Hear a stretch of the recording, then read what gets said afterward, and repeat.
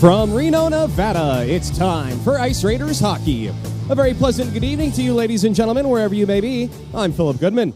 Tonight, the Reno Ice Raiders aim to bounce back after losing last night 6-3 to Chicago Top Shelf. The consensus from some of the Reno players I spoke to, it was a flat, inconsistent effort compounded by a hot goalie in Caden Edwards, which led to Reno's demise. Look for a crisper breakout from Reno tonight and hopefully more discipline. Reno gave up 2 power play goals on the 6 PWM PKs. And a grain of salt, though, keep your heads up when Chicago's number 24, James Brooks, and Reno's number 6, Tony Tyrell, are on the ice together. Last night in the penalty box, the 2 violent gentlemen mutually agreed that their bout last night was inadequate, and they obliged to be on each other's dance card tonight. Let's see how this game plays out, and if that call to the dance floor will indeed be necessary. This weekend's games are brought to you by Marked Studios, Inc. Marked Studios offers an unparalleled tattoo experience. Marked Studios has designed an innovative, meticulously clean, and sterile studio that beautifully marries style, comfort, talent, and technique. Not happy with an old tattoo? Marked Studios also offers undo tattoo laser removal. For a tattoo experience that is more than just creativity, get inked at Marked Studios in the Moana West Shopping Center at Lakeside and Moana. Find them online at markedstudios.com. The weekend series is also a benefit for the Cancer Community Clubhouse of Northern Nevada. Since our jersey auction is in-house only, please go to cancercommunityclubhouse.org and make a donation today. Your contribution helps those with cancer and their families get the support they need outside of the hospital. The CCC puts on yoga and meditation clinics and educational events about coping with cancer and surviving, and even coffee chats if you just need someone to talk to about what you're going through. Make a difference in Northern Nevada, and please make that donation today on cancercommunityclubhouse.org. The teams will be coming out of the locker room in just a few moments, so before that, please smash that thumbs up button and ring the subscribe bell. Our goal is to hit 1,000 subscribers this season, so if it's your first Ice Raiders cast, please subscribe to our channel now. Tonight's Acura of Reno, 3 keys to the game, hand-delivered by Coach Harder himself. Key number 1, teamwork. The forwards need to do a better job of coming down low to support the defense on the breakout. Discipline. Hey, if Tony and James got a scrap because that's what the game dictates, that might be allowable, but no more bad penalties, especially in the offensive zone when we've got possession of the puck. And key number 3, net presence at both ends. We got to do a better job of clearing the front of our net, and Reno needs to do a better job of getting forwards in front and creating traffic in front of Caden Edwards, who saw a lot of the shots that came his way. Those are your Acura of Reno 3 keys to the game. Who's in, who's out? Paul Friss still out tonight, and Professor Simon LeBleu unable to make the trip into Reno. Filling in will be Reno Ice Arena's general manager, Kevin Sundy. Also, Alex Schluter in the lineup again tonight, wearing number 18. James Stiles played last night after recovering from minor injuries suffered a couple of weeks ago. Mickey Lang, number 7. Hopefully we'll get to the rink late. He's caught in traffic coming over to the hill, doing business on the Cali side. If it is your first time logging into an Ice Raiders broadcast, this is not the NHL, and this is not ESPN. You and I are going to have a lot of fun tonight. Hopefully our Wi-Fi will kick back in here at the rink, which maybe it did, and I can chat with you guys on the feed. Hey, look at that, we're in. If you're watching it on your smart TV, you can log in on your mobile device on the YouTube app and join the chat.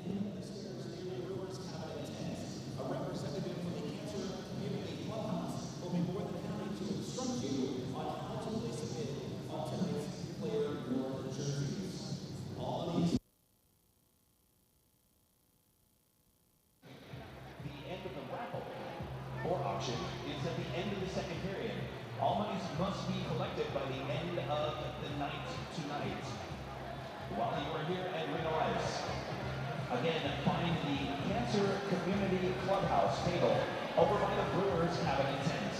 Place a bid or find out how you can make a donation today. Thank you.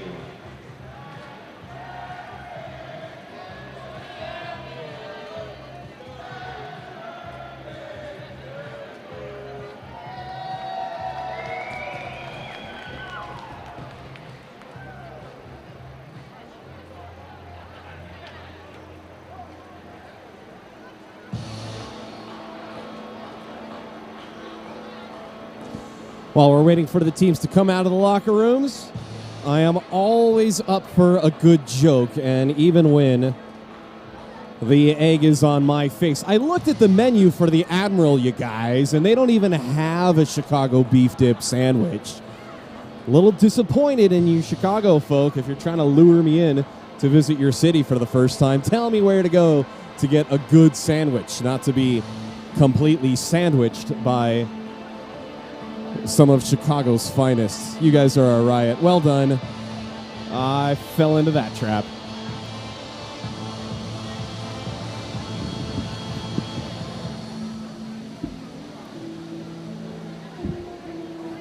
All right, while we're waiting for them to come out, let's talk Chicago pizza.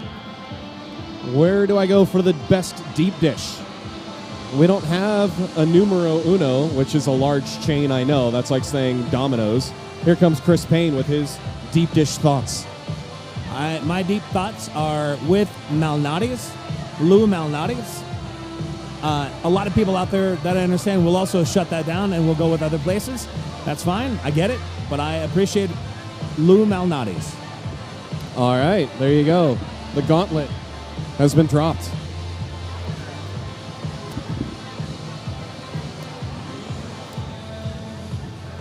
Pleasure to meet you as well last night, Keith. Thanks for logging on. And I will definitely be getting in line for beer at the second intermission for the third period. Scott Bernstein also agrees about Lou Mahadi's.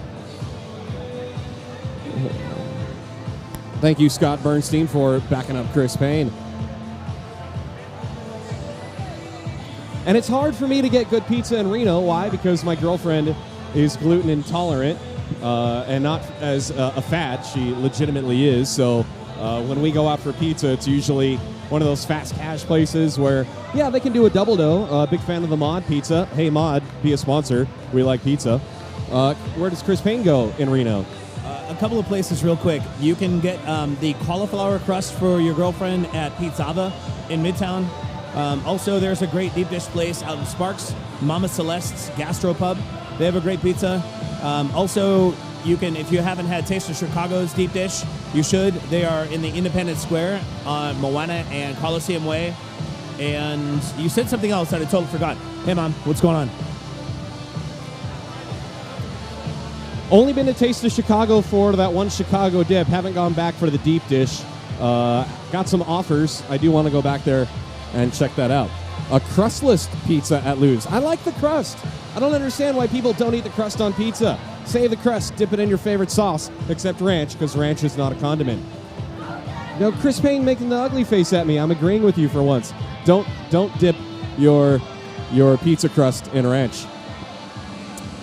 Yeah, an anti-rancher, yes. I know, Michael Foley, a cauliflower crust, but when you cannot eat true wheat flour, it's hard to get a decent crust. A lot of the gluten-free crusts come out soggy. We figured out that you got to bake it, then put it on the griddle pan and make it super crusty so it's like a cracker. And I don't know, I want a doughy pizza. So yes, Chicago, Taste of Chicago is on my list here in Reno. Take that back, ranch is the best. It's partially hydrogenated soybean oil with lots of xanthan gum and preservatives to thicken it up. However, I did find a wonderful recipe for homemade ranch using Greek yogurt, lots of dill, garlic, and onion, and it tasted fabulous. Even the girlfriend liked it. I'm more of a blue cheese guy if we're going to talk what to dip in wings. And blue cheese is one of those love or hate things. Put that in the broccoli category. Hockey and food. Best things in life. I did not get permission, by the way, to interview Savo at intermission. So to you Top Shelf fans who are hoping for that conversation, but if he makes his way into the penalty box, perhaps we'll have a chat then. He does seem like quite the amicable man,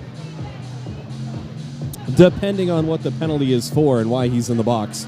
Last thing I want to do is get caught between him and another Ice Raider if it happens to be that type of a tilt.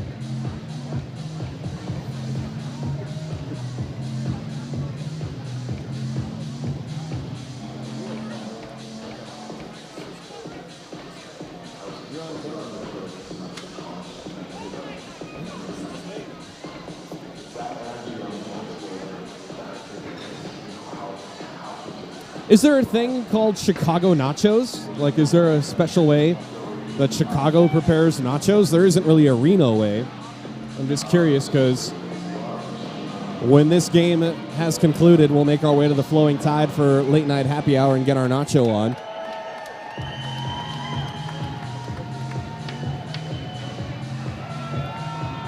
A Michigan IPA?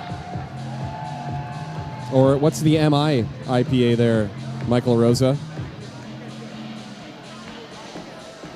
Is Goose Island out of Chicago? It was until they... Oh, Chris Payne is livid. It was until they sold out to Budweiser. I mean, I guess, getting a paycheck is a good thing. But Goose Island, they made a great beer. It was a 312. It was super delicious. Their IPAs were also amazing, too.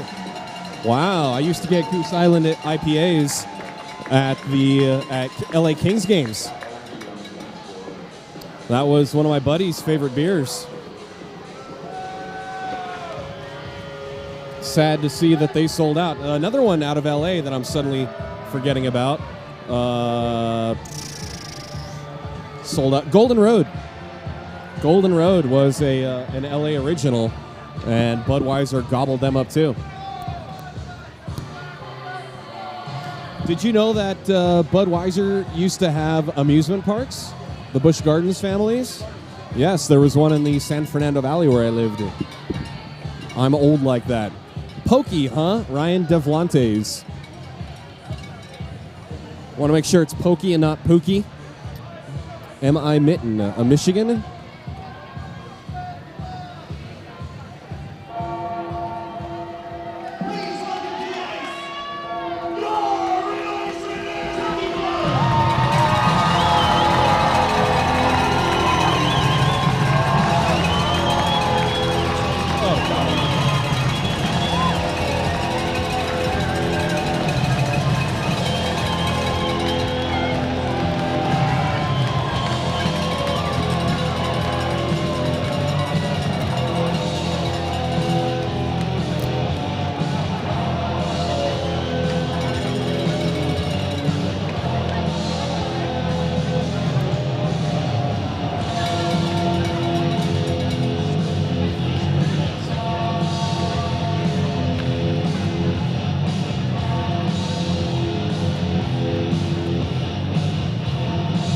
Last minute change in starting lineups with the delay of Mickey Lang.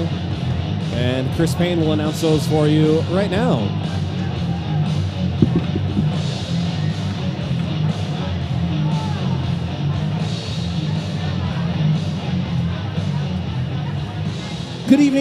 Good evening, ladies and gentlemen, and welcome to Jennifer M. O'Neill Community Ice Arena for tonight's matchup between the visiting Chicago Top Shelf and your Reno Ice Raiders Hockey Club. At this time, we would like to introduce the visiting Chicago Top Shelf, starting with head coach Jason Stavanovich. On defense, number 6, Chris Hassler. On defense, number 77, Tommy Rashevsky. At forward, number 24, James Brooks.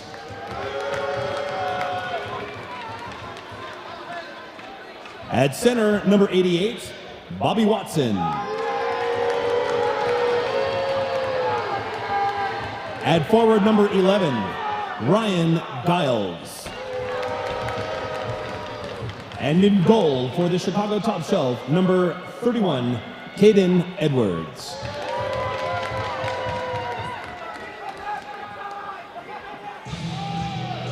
And now, introducing your Reno Ice Raiders Hockey Club, starting with equipment manager, Jeff Stanford. Head trainer, Jake Seeley. And in his first year at head coach, Mike Harder. Introducing your starting lineup for your Reno Ice Raiders, your captain number 19 on defense, Andrew Peterson. On defense number 11, welcome to the barbershop, Adam Barba.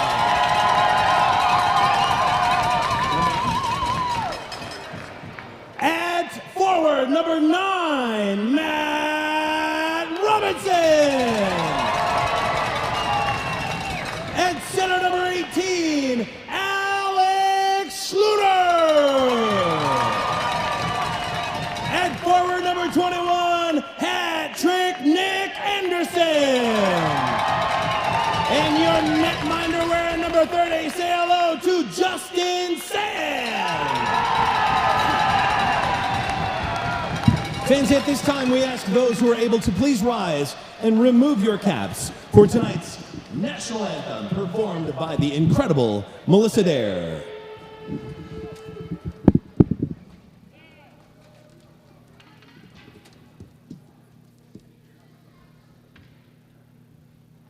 It's underneath. She's got it. She's got it. Oh, say, can you see by the dawn's early light what so proudly we hailed at the twilight's last gleaming, whose broad stripes and bright stars through the perilous fight o'er the ramparts we watched were so gallantly streaming, and the rockets red glare, the bombs bursting in air, gave proof through the night that our flag was still there. Sang that star-spangled banner yet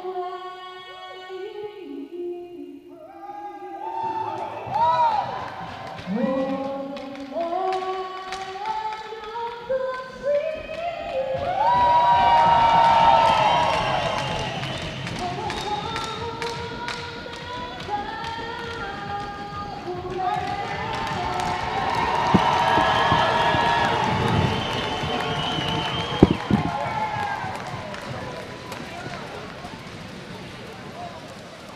Once again, give it up for Melissa Dare.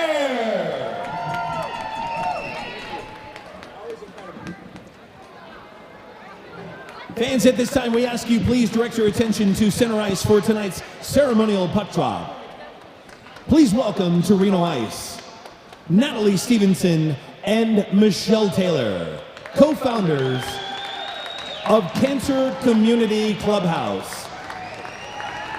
Natalie is a metastatic breast cancer survivor who is passionate about providing supportive services and helping patients and survivors thrive during and after a cancer life event.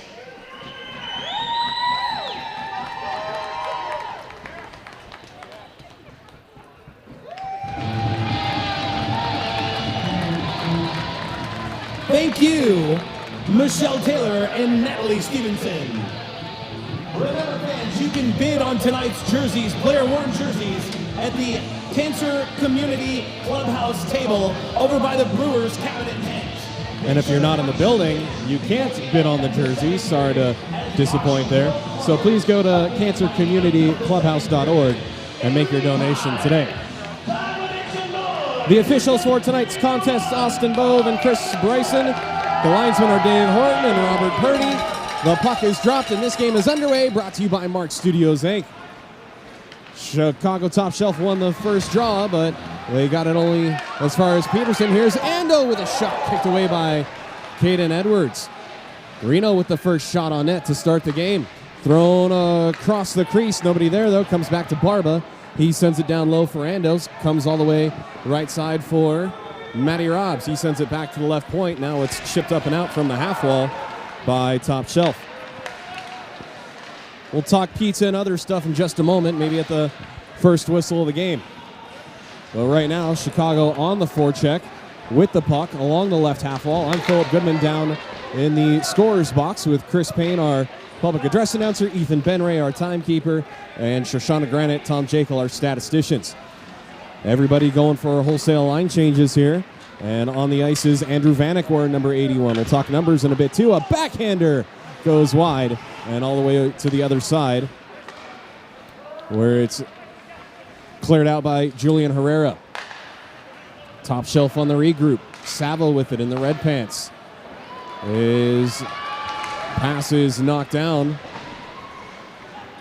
but Chicago's able to regroup. No, they are not. Taken away by Herrera. He gets it in deep in the corner. Chased after by Sunday. Sunday back to Herrera. Back to Sunday behind the net. Rolls off of his stick. Taken right back by Reno. Thrown right in front. And it doesn't connect to Herrera. A minute and a half gone by. First period. No score. Thanks for spending your Saturday night with us as this shot is kicked away by Sand. Both goalies in the game early. Puck goes around the other side, and now it is cleared out. No icing here. And so Caden Edwards plays it nearly in the trapezoid. Being hounded by Roger Hutchison is Jake Stevens. Puck comes up the half wall and not cleared. Held in by Tyrell. Tyrell gets it to the middle and his backhander goes wide. Tracked down by Morgan Ellis, who's got a couple of stitches that he took from an elbow by Bobby Watson last night. We'll see if that story continues as Morgan Ellis lays off a hit, but then Hutch steps into a man. Now here's a chance from the left side. Big fat rebound. Comes right in front. Another save by Edwards. Two brilliant saves by Edwards to keep it scoreless. This puck goes all the way down. No icing as Chris Hassler, still wearing number 6 like last night, gets barreled into, but he kept the play going by beating the icing. A sharp angled shot from the right side deflects out of play. To answer, let's see, what was the first question? Jacob Glass, talk about bringing home a tooth. Ryan Dreisen took a high stick on his mouth guard and chipped his front tooth. So if you can find it on the ice, you can have it. Ryan Dreisen's parents, if you're listening, book an appointment for him when he comes home in a couple of weeks, as this one is scooped up by Sand. Loose, thin crust hits different. Okay, LJ, I'll believe that. Most thin crusts do, because you go from crunch instead of chew. As this puck goes off of Montgomery, comes back to Fagergren.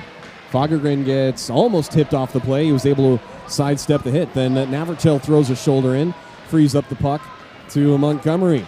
Navratil on the forecheck. Look for him to be the big body in front that Coach Harder was asking for on that net front presence as Chicago ices it.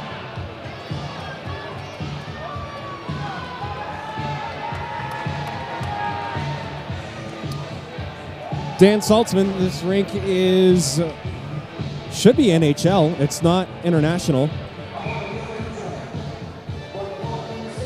Brand new rink, should be of regulation. Tony Tyrell has it off the draw, sends it down to the half boards for Robinson. Doing battle is Schluter. Schluter gets pushed around by Tommy Rachevsky, and the puck comes back to the right side. Now the left side, a wrister by Robinson, denied easily. Schluter to Robinson, looking for someone in front, didn't connect. Bobby Watson gets the stick out of his way from Nick Anderson. Watson tries to get around him, and he does. It was Stiles, and the shot was either blocked or steered away by Sand. There was bodies moving through, and lost sight of the puck momentarily as this one is shot from the left side by Will Warfield, wearing number 9 tonight. Last night he was 19 in green. Tonight, 9 in white. Here's Schluter trying to get around a man. Holds up along the half wall. Had it knocked off of his stick, but got it down low. Looking for Ramsey cross ice in front, but pass was knocked down. And nearly too many men on the ice. Kevin Sunday wise not to touch the puck. It comes to Ando. Check that Ramsey at the blue line. Ramsey gets run into by Giles, and that separates the puck.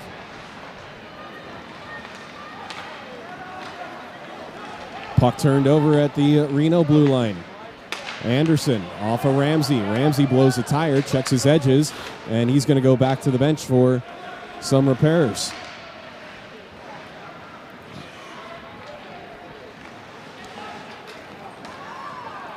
Hutch got stood up at his blue line, and so that breakout pass didn't work. 5 minutes gone by, no score, first period. No whistles even. Have we had a whistle? I don't think we've had a whistle. 2, sorry. Petey working the breakout. Blows a tire too. And with 3 forwards in the zone, is able to get the puck. No, not to Dreisen. It was behind him. That shot got blocked off of Hutch. Everybody slipping and sliding tonight. Puck comes back up to the blue line, held in by Chicago.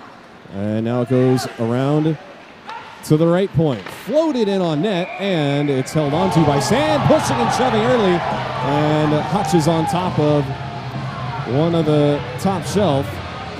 And we'll see if we get anything from this. Net front presence. You gotta wipe the crease clean.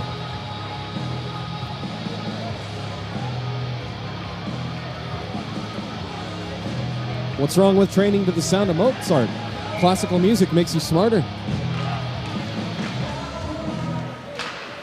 And I wouldn't say that about Chicago saving a beach ball. Here's Jeff Fogelgren, right side, his shot. Big fat rebound! Denied by Edwards. It comes up high for Jiron, whose shot kicked away. And Edwards has had to stand on his head early.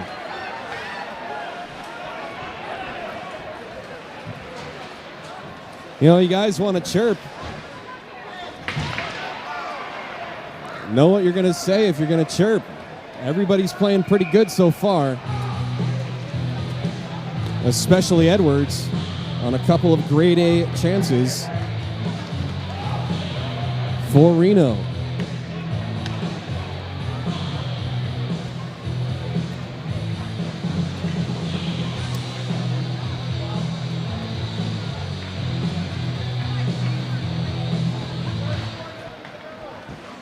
Chicago wins it off the draw. Shot from the shark angle goes off the side of the cage. They got it behind the net and walked out in front. Bobby Watson denied by Sand.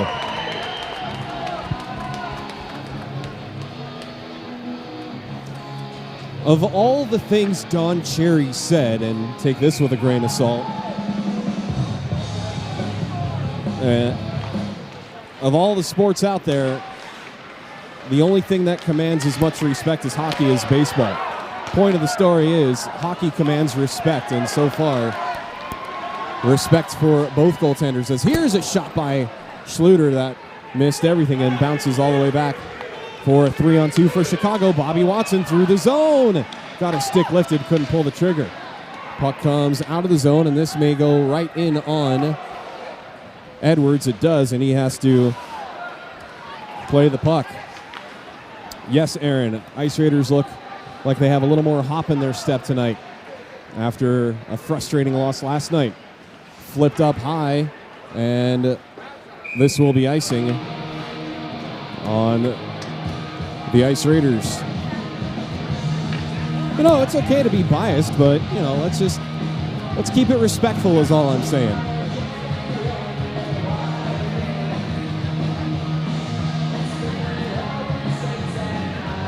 name calling is just so 5th grade.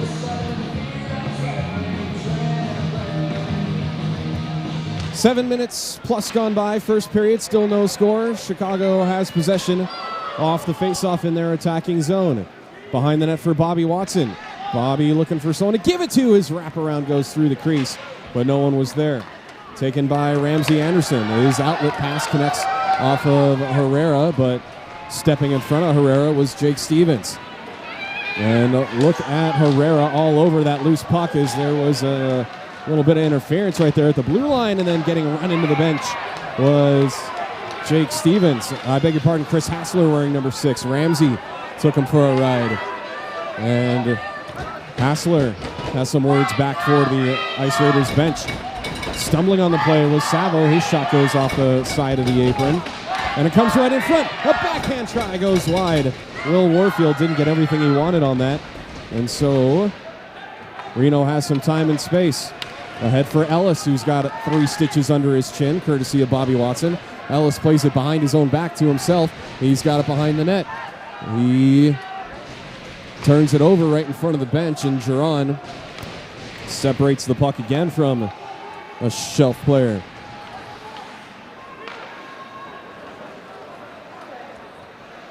Reno with it. Ellis takes his time, starts the breakout. Ahead for Hutch, cutting through the neutral zone. Hutch leaves it behind for Dreisen. Now back down low for Hutch. Hutch back up to the point, but no one was there for Reno, and they will have to start over.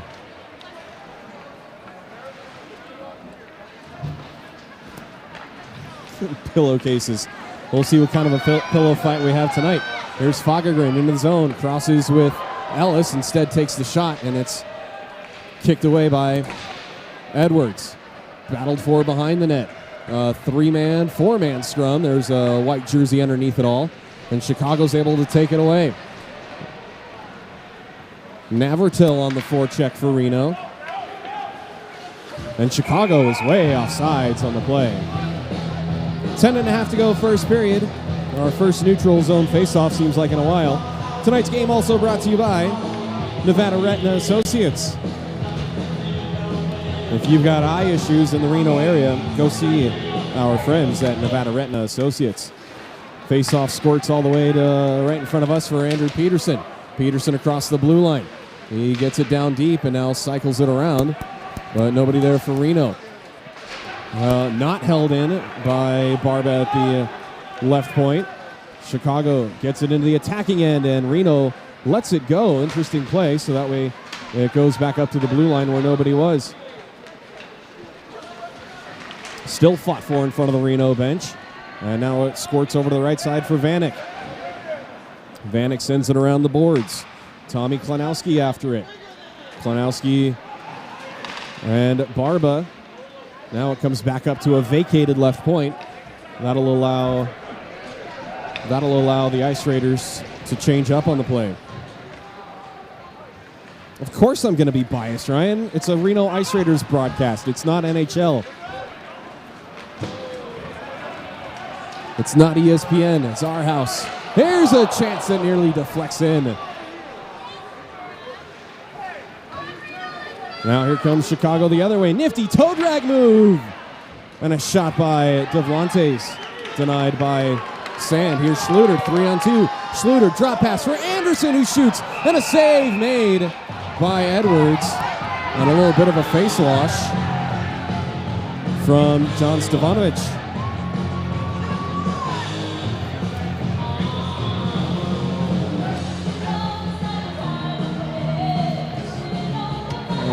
Ice Raiders with 10 shots on goal to the Chicago top shelf 6. This barn holds roughly 700. That's the unofficial count.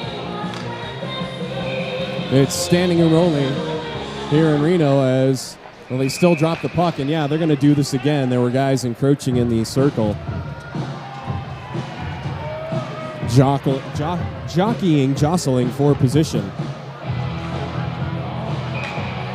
Hey Jack, my name is Philip Goodman, your Ice Raiders play-by-play man for a season and a half. amongst other announcing gigs. But it's not about me, is it? It's about these players. And so far, we've had a very even tilt. Here's a turnover. A chance for Reno looking in front. A shot got denied. Maybe that was looking for a pass across. And this one squirts up the boards. They've got a man stretching the ice. They connect to him. It's Hassler, and his backhander goes wide. Aiming for that right side of the post. Chance again for Top Shelf, but knocked down. Reno can't clear. It's flipped back into the left corner.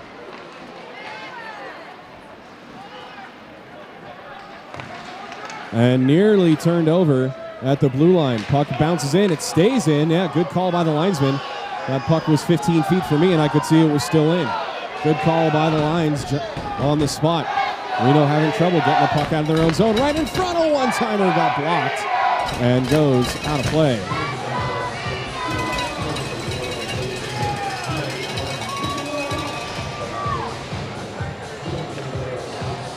Jack Edwards is a total homer. I thought it went out.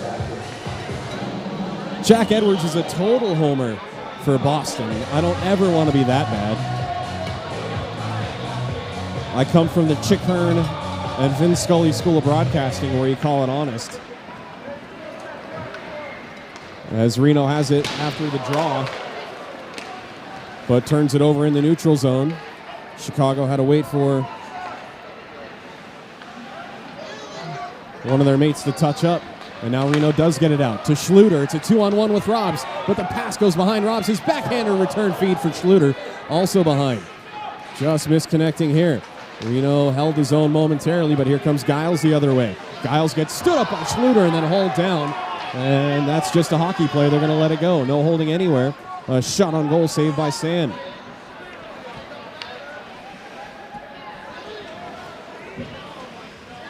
Reno with time and space to break it out. Petey tries to split the D. He gets through everybody. And now he throws it back up to the point or blue line where nobody was there. Ryan Dreisen gets it at his own blue line. Dreisen through the neutral zone, puts on the brakes, does a 360, didn't get it in deep enough. Chicago with it on the turnover. Across the blue line, a wrister gets deflected, never made it on net. Now Ellis swats it back into the corner, but it lands on a green stick. They've got another chance, and Sand was tracking it, but it never made it to him on net. Hutch barreling down on the top shelf player, draped all over his back, gets it to Dreisen. Dreisen left circle, Dreisen's wrister goes wide right. And then Hutch throws a shoulder into Stevens into the Chicago bench. The puck the other way, and this one gets blocker down by Sand on the bid from the right side. 7 minutes to go on a big hit leveled by Ellis on Tony Klanowski in front of the Reno bench. And no icing again, so Edwards has to play it as he's got Dana Navratil barreling down in on him. Definitely electric. Definitely an electric field tonight. Here's Chicago with it 3-on-2 in the zone. In the slot, a shot kicked away by Sand. Puck comes in front, but Reno with that good net presence gets it out, and Stiles will send it all the way. Is it going to go all the way for icing? Just barely, and they whistle it down.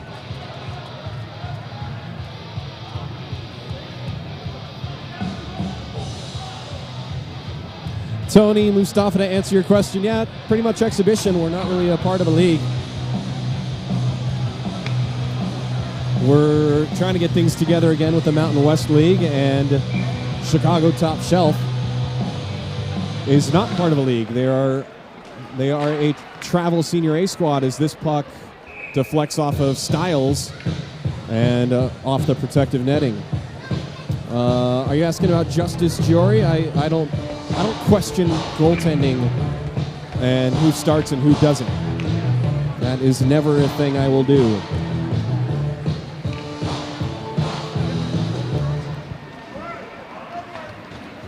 Chipped out of the zone by Ando. Ando got interfered with, and a penalty coming up on Chicago. Ando chipped it up off the boards, and he got knocked down, trying to track down the loose puck himself. It'll be a Brewers cabinet power play at 5:42. 65, Savo in the box. 2 minutes for interference.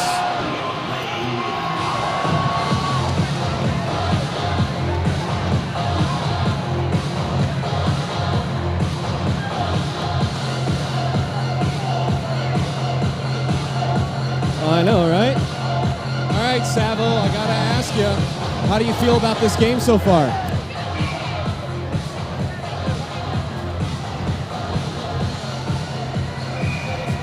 Actually, hey, slide down. It's a short mic. All right, Savo, say that one more time. Yeah, I mean, it's a fast-paced game here. We got to get it going on our end. They've had a couple opportunities. The goalie came up big, and we're going to kill this penalty and get back on track and put a couple more scoring opportunities in the net. There, don't call me a homer. I just delivered you a visitor's interview from the penalty box. Here comes Julian Herrera the other way.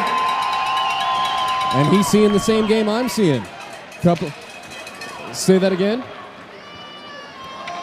Time. Just let it go. Yeah. So hold on a second there, folks. We'll figure this out.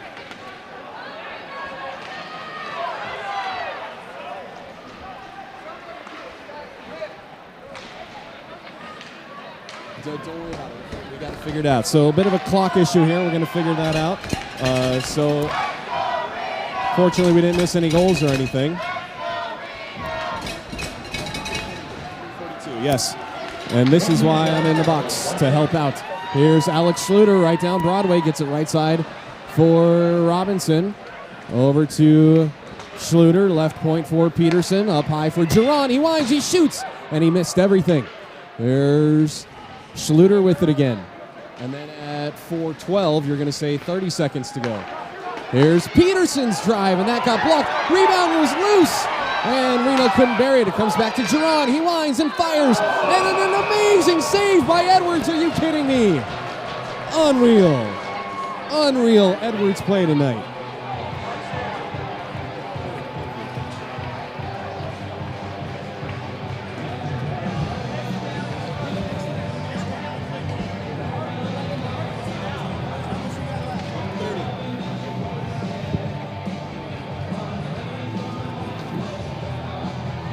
Thanks, LJ. Appreciate that. It was a quick one. I do my best. I don't know if we're going to ever get into a league there, Bills Mafia. We'll see how the program grows, and we'll see if we can get a second sheet ice here in Reno. It would be nice to have 1,000 seats and a louder barn. 8 seconds to go on the power play. Jiron's shot got blocked and goes into the corner. I beg your pardon, 15 seconds. 42, he'll be out. So 10 seconds. And this one is redirected off the post. Schluter got a stick on it, and it went post and out. Man out of the box. Jiron with it again. His wrister. Rebound, save again. And Edwards, a man possessed tonight, has stopped all 14 Ice Raiders shots to start this game. Wow. Oh, Brian Murphy and Ryan's parents, Ryan Dreisen's parents, listening in. You need to book a dental appointment for Ryan. He shipped a tooth on a high stick call, or on a high stick incident, and didn't even get the benefit of a penalty. Yeah, David Baker, this is insane. He's playing amazing. A couple of the Chicago guys told me in the locker room that he played okay last night and that he could play better. Well, Reno's throwing the kitchen sink at him, and he's warding him off. Oh, keep your head up. Oh, Hutch nearly flattened Ryan Giles in the neutral zone, and that caused an icing. Toughest 10 do you know, huh? That's a bold statement there, Michael Foley. I don't know you, but it's just a bold statement, I suppose. Can he keep that up all night? Hopefully not, Todd Maudlin. Hopefully the altitude gets to him and Reno's able to wear him down. This puck is flipped up high over Tony Tyrell's head, and no icing because the quicker Ryan Giles got to it. Chicago with it, and a wrister is gloved by Sand. That might have been going wide, but he still snares it to stop play. Under 3 minutes to go, first period, no score in what has been an exciting contest. We haven't had one of these in a while. And I say a while only because we haven't seen, let's see, we played Vegas in early December. So it's been a couple of months. Chicago's still with it, held it at the blue line by Jake Stevens, he walks in front, and he had all kinds of time and space, and he missed the wrister as players get tangled up. That's Tony Tyrell getting spun around, and no penalty on the play. Here's a wrister by Fagergren that deflects out of play.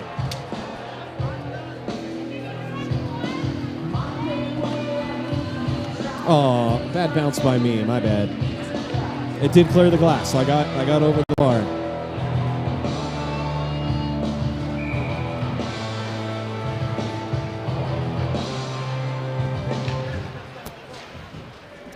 False face-off. We'll do it again. Kevin Sunday will go back in the dot, and he drops it all the way back to Barba. Barba's wrister with traffic in front got blocked, didn't get on net.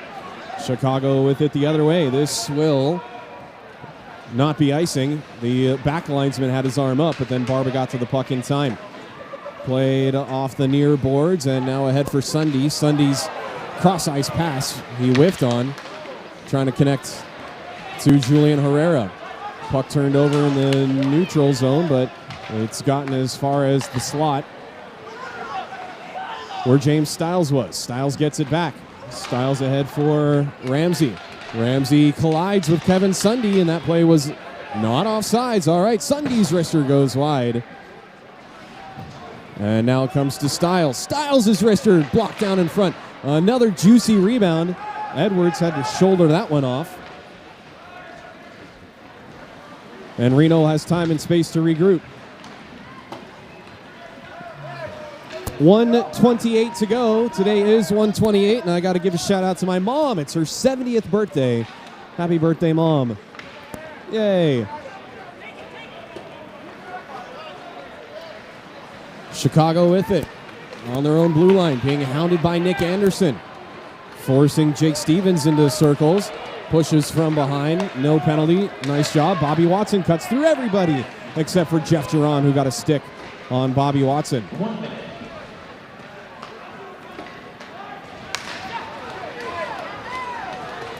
Reno with it the other way. Drop pass for Schluter. Left circle. Holds up. Schluter spins it back behind the net for Ando. Ando looks over his shoulder. Gives it back to Schluter. Nope. Up high for Jiron. But now he turns it over, and it's going to be a breakaway. No, it's not a breakaway because Petey got back, but now they shoot and save mid. Rebound. No way. He didn't tuck it home. It's underneath sand. And magically, Chicago fails to score on that sequence. Wow. Well, the Chicago players aren't lobbying for a goal.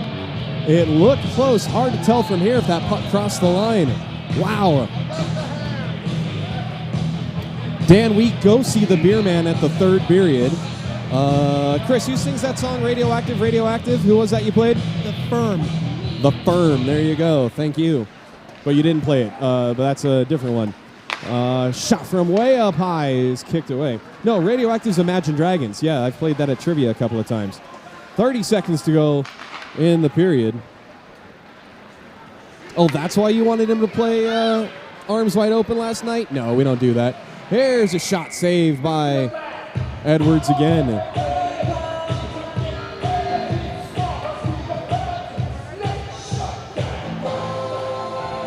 Okay, now I'm going to chirp. Of all the great songs, why would you play Creed when you score a goal? That just seems a little foreign to me, but okay.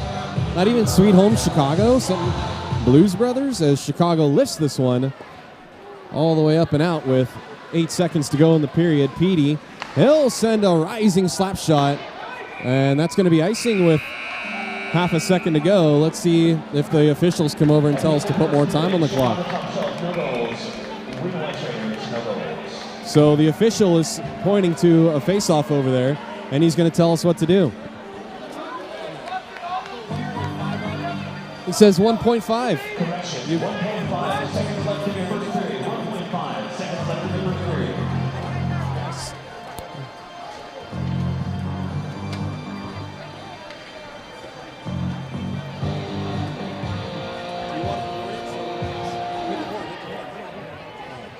God, it was supposed to be.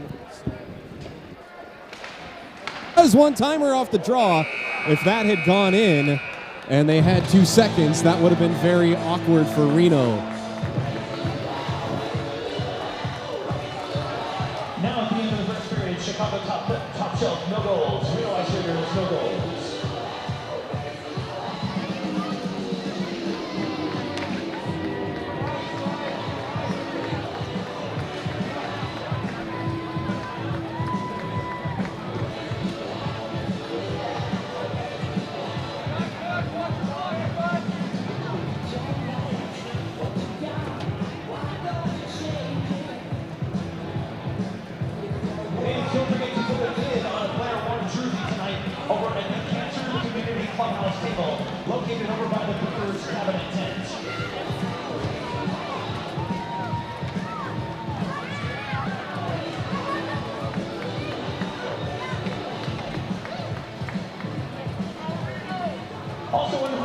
During the second and third periods, check out Roundabout Grill concession inside of Reno Ice for nachos, hot dogs, pretzels, and much more. Wash it all down with a tasty beverage brought to you by Maury Distributing and Brewers Cabinet. Make sure to try the Ice Raiders Power Play Hazy Session IPA. Please drink responsibly and know when to say when. Make sure to follow the Reno Ice Raiders on social media, Facebook, Instagram, and Twitter at Reno Ice Raiders, and subscribe to our YouTube channel. Nevada Retina Associates was founded in 1994. They commonly treat conditions related to retinal vascular conditions, diabetes, genetic conditions, and trauma. Their physicians routinely perform in-office procedures at their Reno and Carson City locations and surgical procedures in the operating room at local hospitals. The mission of Nevada Retina Associates and staff is to provide state-of-the-art treatment, unequaled service, and compassionate, outstanding care for you, their patients. For more information, go to NevadaRetina.com. Peterson Wealth Management will help you manage and invest your money. Since 1987, Peterson Wealth Management has helped people answer all questions about money, management, tax planning, and retirement. Schedule your free consultation at PetersonWM.com. Oh boy. Okay, so we had a bit of an issue with the clock because someone set the clock to break time, not run time. And that's why that last 1.5 rounded up to 2. And so we were just having a discussion to make sure that if we ever have a time issue to hit the horn and make sure the refs know what's going on. Thanks, Karen Edwards, for the happy birthday wish to my mom. I want to catch up on you guys because you're all having a good time tonight. Yeah, Edwards is totally standing on his head so far. And you can bet that he's getting taps on the pads in the locker room right now. Find them online at markstudios.com or in the corner here inside of Reno Ice next to the Brewers Cabinet tents. Personally, Jim Borgard, I don't trust the species of people that eat at Applebee's and listen to Nickelback, but that's just my personal opinion, not that of the Ice Raiders. Summer hockey games are coming soon with Reno Ice Raiders players coaching. BJ's Nevada Barbecue Company, winner of the 2022 Best in the West. Compliment Creed. I will say this about Creed. I believe a lot of their music is faith-based, and if the good Lord told them to make music, they made music. Good for them. Is that enough of a compliment? I hope so. We're going to take a timeout. I'm going to take a timeout. Go get more stats from Tom Jekyll upstairs, and Chris Payne is going to tell you about some wonderful businesses here in Reno.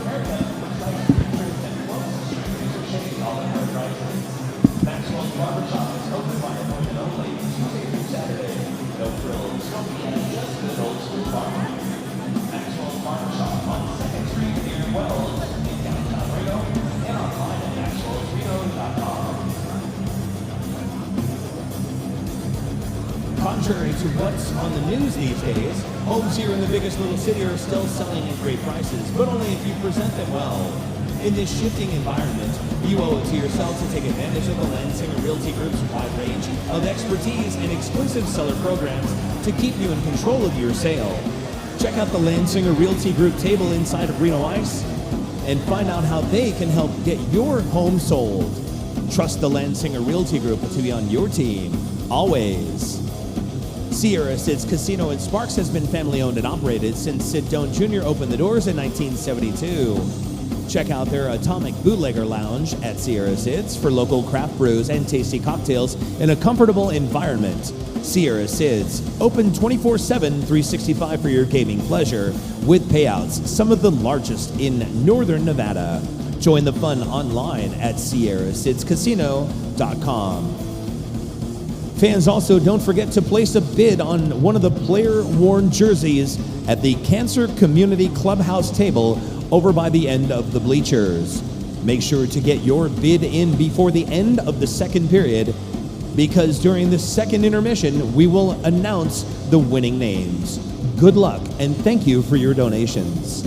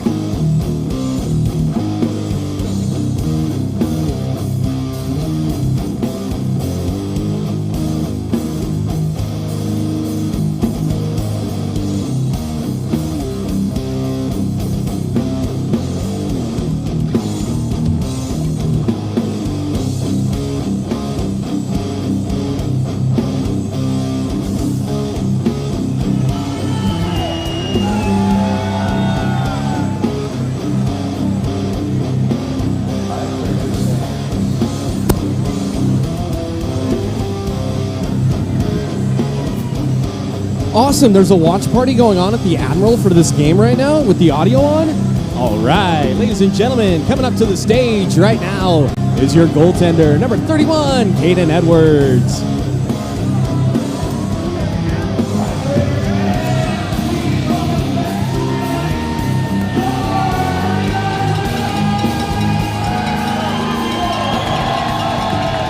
Jacob, what's wrong with talking about pizza and a birthday? I waited until exactly at 1:28 to wish her a birthday. I get to do that. Yes, Keith, I've got Instagram and Facebook. You can find me, Philip Goodman.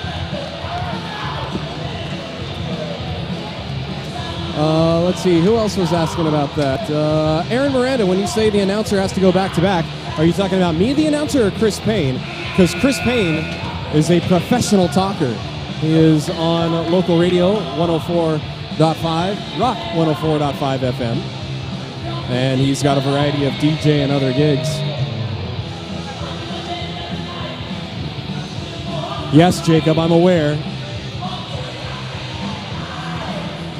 The joke was yesterday about where to go to get a sandwich, and you guys made some funny comments about loose roast beef. I specifically will not eat at Arby's because of that.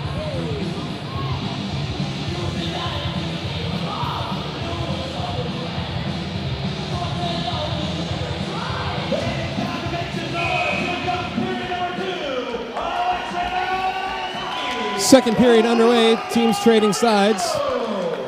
Chicago with it off the draw.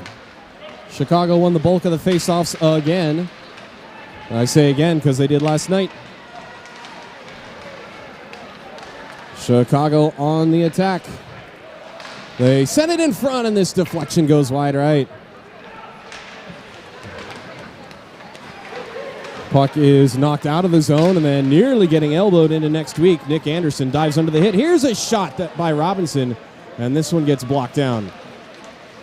Alex Schluter barely holds the line. He sauces it in and hit Matty Robs in front. And Chicago has time to clear. Drop pass high above the left circle. This shot goes wide, comes back to the blue line. Now sent across to Savo. Savo's wrister with traffic in front. Rebound goes behind the net. Oh, I thought that one tickled the back of the twine. Shots on goal, 16 for the Ice Raiders, and Top Shelf with 15 in that first period, not counting what has just happened here. Chicago with it. Drop pass, left circle, a wrister. And that one bounces into the right wing corner. No goals that first period. So if you want to see something go 5-hole, I guess you'll have to go to the Admiral.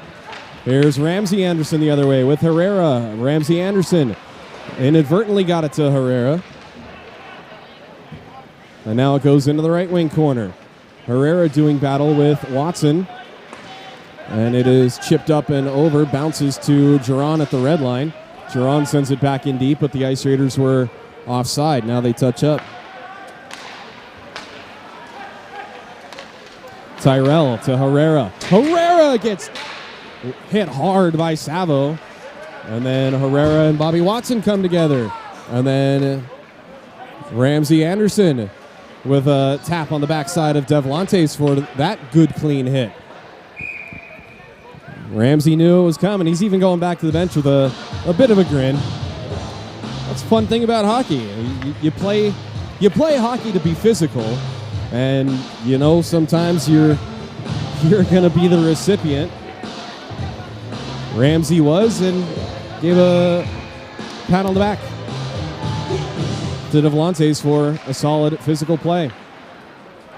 Reno had possession off the draw. It is poked back to Dreisen. From the blue line, Dreisen's wrister didn't make it on net. I was watching Edwards to see where it would go, and it was blocked down over to the half wall. Pass goes behind Watson, and here comes Ellis and Watson together, and nothing extra from that.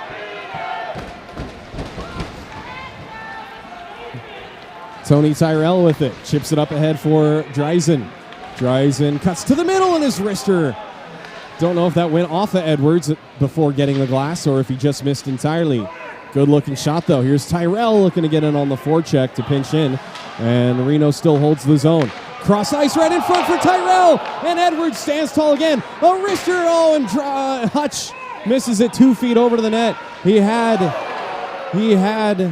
Edwards dead to rights. Here's Tyrell's wrister with traffic in front. The rebound is loose, and it goes into the corner. A flurry of action from Reno in this second period. Puck still below the Chicago goal line. And now Watson will backhand it out. Jiron kicks it forward for Ellis. Ellis for Montgomery. Montgomery lost sight of it. Now he finds it left circle. Montgomery's wrister, and that one goes right into the crest of Edwards.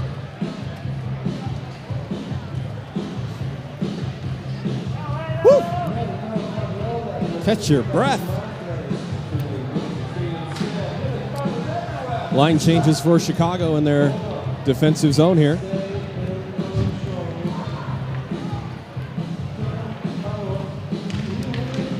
Face-off won by Reno, and it rolled right towards Edwards. Looked like he sticked it away, lost his stick, and now it's slid back to him. Puck goes behind the net. Chicago with possession. Backhanded up the boards. Petey steps in. Andrew Peterson tries to kick the puck free, and now Chicago clears. One of the Chicago players having trouble getting back to the bench as it rolls right in on sand, and he steers it into the corner. Peterson through the neutral zone with Montgomery. Peterson left circle, takes it himself, does a lap around the rink. From the high slot, his shot got blocked in front. Pinching in Fagergren, who was covering the point for Peterson. Now Fagergren gets knocked off the puck, and it comes to the slot. Pass goes behind Tony Klanowski, and this will be icing against Chicago.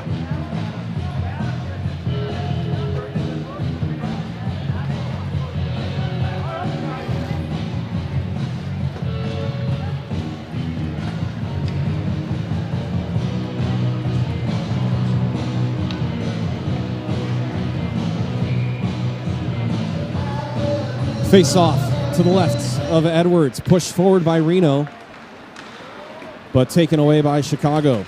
Will Warfield will backhand it into the zone. Stiles will get to it, and Chicago changes after the icing. D to D, Jiron with it. Jiron with Anderson standing still at the blue line, and that allowed the Chicago defender to get a stick on it. Here's a chance right side, and a wrister goes wide. If that goal scores by John Stefanovic, that's because of the bad breakout by Reno on that sequence. Here's a sweeping try by Chicago left side, and it's taken away. Schluter, right side for Robinson. Robinson gets slashed, no call. Robinson around the net, centering pass, nobody there for Reno. I heard a whack all the way from over here and no call. Top shelf into the zone, behind the net with it. Centering pass got blocked down. And now with some time and space, this outlet pass misses, and I could see Robinson. And here's a violent collision at the end of the boards. Don't know how that Reno player went down. Battled in front of the net, and everybody's up on their feet. I think that might have been Sunday who went careening into the boards. Don't know how he got taken down. As this rolls right in on sand, and Reno's able to flip it out and clear. Bouncing puck in the feet of Jake Stevens, being hounded by two Ice Raiders, but they both overskate it. Goes off a Chicago player, and this play is offsides as Ramsey goes sliding out, trying to touch up to keep the play going. To the Murphy family, the Dreisen family, our deepest condolences on behalf of all the Ice Raiders. Ryan playing with a heavy heart, having to bury your grandfather today. No chirping on that. No chirping on that. So Ryan Dreisen taking the draw now. Hopefully he can get a goal for Grandpa tonight. He wins the draw all the way back to Petey, who gets across the blue line, but then has it poked off of his stick. Bobby Watson facing down Hutch and Ellis, and then Ellis takes down Watson. Now here comes Peterson the other way. Peterson with Dreisen in the middle. Has to curl away from the pressure. Puck gets stuck on the back door. Here's Dreisen with a shot to save. Rebound is loose, and it's underneath everybody and blown down, and nearly called it. Hoping for a goal. Dreisen with another grade A chance, and Edwards still comes up big again. Wow.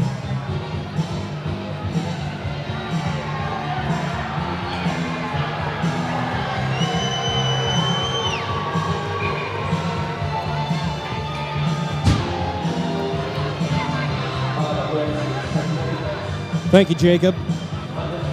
For those who can't see the chat, R.I.P. Gramps. Highs and lows. That's life. Uh-oh, 2-on-1 the other way. Chicago with it. A pass across and a save made. I heard something hit iron. Don't know if it's the puck or a stick. And now the puck comes the other way off of Ellis. It's an odd man rush, a rare one in this game, it seems. Peterson with it. No score nearly halfway through the contest. Turned over, though. And Chicago with it. A big hit by Ellis on Jake Stevens. Puck comes out of the zone.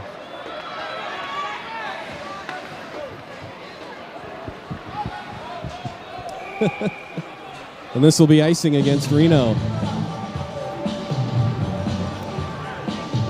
Or not. I was watching the chatter and totally lost what happened. It's a face-off down low. Maybe it was deflected out of play. Sorry.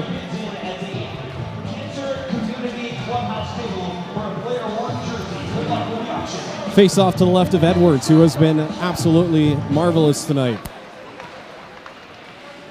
Face-off won by Reno. Navratil with it. Somebody lost a stick as this one comes right in front. Tyrell gloves it down. And who's without a stick is Chicago comes away with it. Yeah, I still couldn't figure it out. A shot saved by Sand. And then Stiles will lift it up and over everybody. It doesn't come to Fagergren. It was well out of his reach. It's in the feet of Bobby Watson, now poked into the corner. Fagergren rides Warfield into the glass. Tony Tyrell gets sandwiched and takes a player down with him. It's Warfield. It's in the net with Tyrell on his side with a player on top. Chicago finds a way to score. Reno fans unhappy about that sequence. And rightfully so. 6 from 7.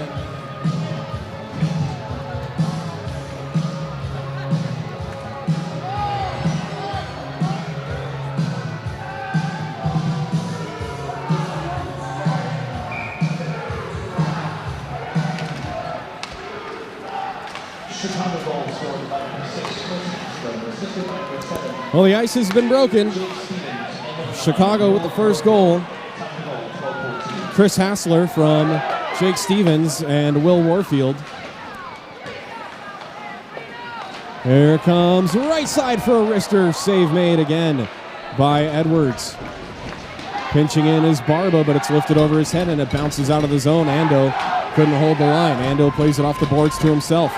Now to the middle for Matty Robbs. Robbs right circle and his wrister gloved easily by Edwards.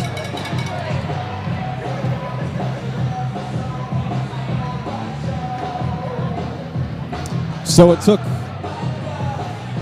almost 28 minutes for Top Shelf to beat Sand. How long will it take for Reno to beat Edwards?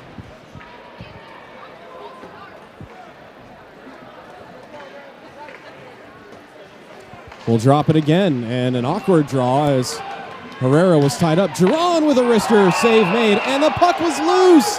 Oh, Ramsey Anderson jumping up and down because that puck was loose. Some face washing in the crease afterwards. And Edwards, who is super hyper-focused right now, just gets out of the fray. Julian Herrera tangled up with, I can't see the number. There's a larger linesman in the way. I believe that's Davlantes, who only wants to be called Ryan.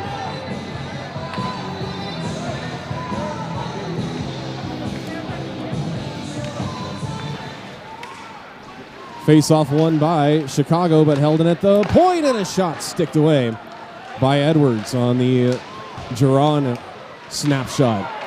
Tony Tyrell pushing and shoving. Looking at Tommy Rechevsky, I beg your pardon.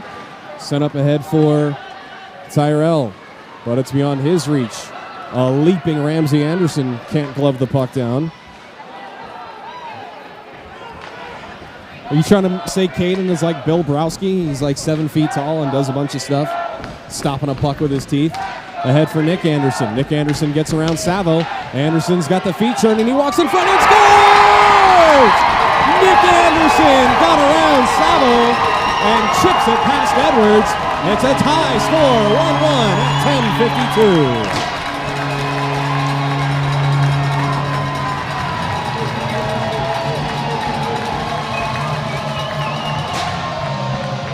And if you hear sticks breaking, that might have been Savo. Jeff Jiron with the assist.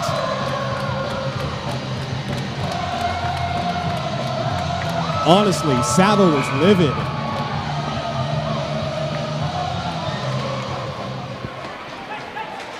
He got walked around by Anderson, who was moving his feet. And somehow that puck got by Edwards. It's a 1-1 game. There's a nice move by Davlantes, who sends it into the corner. Good move, a power move, much like what we just saw from Anderson. No, Jack, that was not a Swiss cheese move.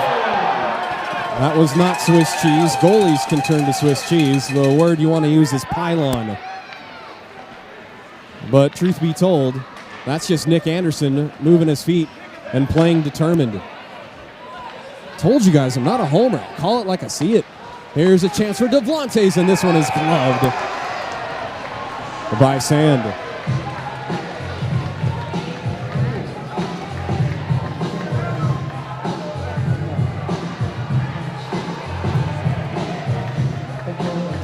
We are halfway through this game, and it has been a fantastic Saturday night for hockey.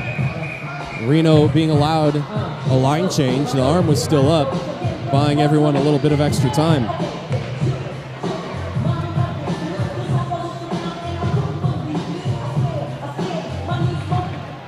Face-off won cleanly by Reno in their defensive end.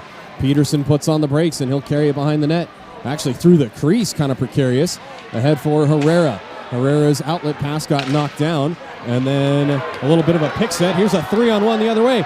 Sunday, his pass across got blocked. Now it comes right into the slot. His shot scores! Ramsey Anderson beats Edwards. An aggressive forecheck by Reno, and it is 2-1.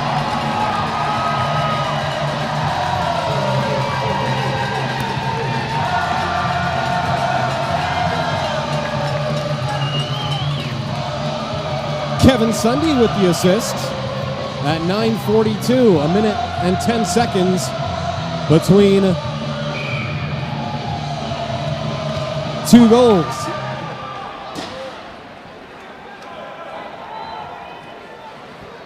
So Edwards can be beat. We got him for 3 last night. We'll see what kind of support we can give Sand now. Puck comes to Navratil. Ahead for Fagergren. He leaves it behind him for Montgomery with speed. Back to Fagergren in the middle, but he was wrapped up. And now it's chipped up and out of the zone.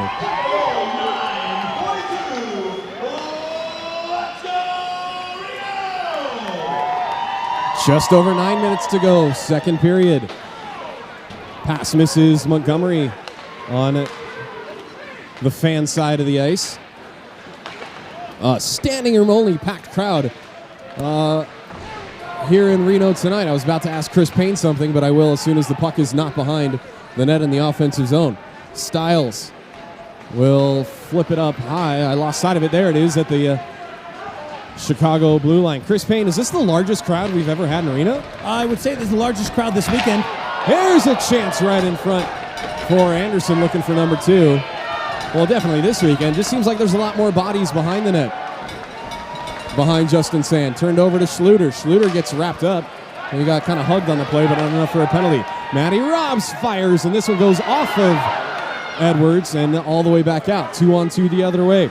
John Stefanovic cuts across the blue line. Magically stayed on side again, and he's got it right side. His wrister is gloved and held onto for no rebound.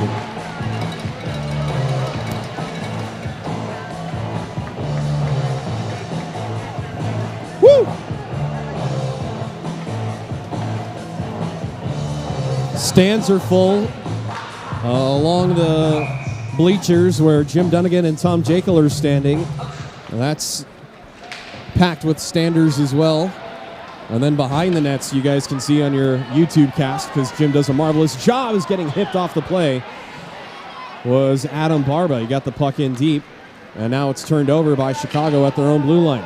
Across for Barba. Barba will regroup in deep and go for a change behind the plate. Peterson ahead for Jiron. He tips it in not all the way. It was right in front of the Ice Raiders bench.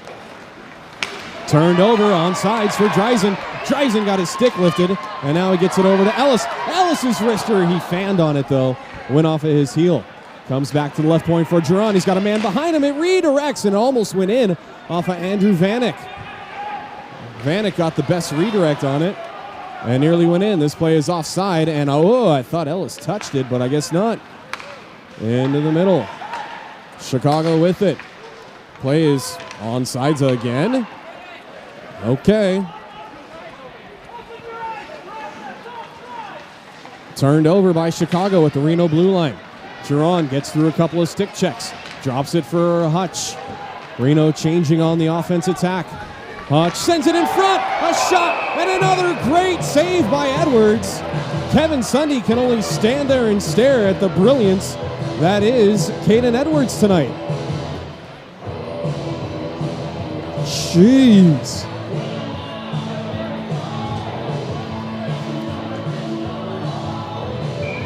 Reno with 16 shots this period to top shelf's 6. Reno with it. Centering pass intended for Tyrell, who was pinching in. Tyrell on the forecheck now. He has it behind the net. Tyrell gets the wheels churning, gets it cross ice for Stiles. Stiles' wrister with traffic in front got blocked down. And then Tyrell with the hit of the night. Tyrell sends Ryan Davlantes into the Reno bench. And it's going to be interference? Oh, I thought Davlantes touched the puck. Oh, I don't know if we can give the Mark Studios hit of the night on an interference call. Nuts. Interference.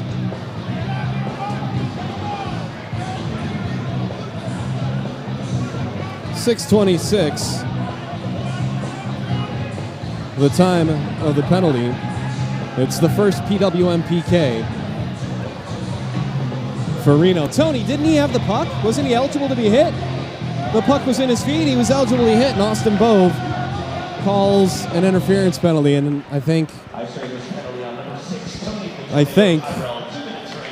Peterson was trying to lobby that he was an eligible target. Here's Bobby Watson speeding through the neutral zone. Left side, takes it behind the net. He sends it right in front for a couple of stick handles, and now it's taken away. And this will be a breakaway for Nick Anderson, shorthanded. Nick Anderson scores! A couple of stick handles got around Edwards, and he celebrates in front of the raucous crowd in Reno.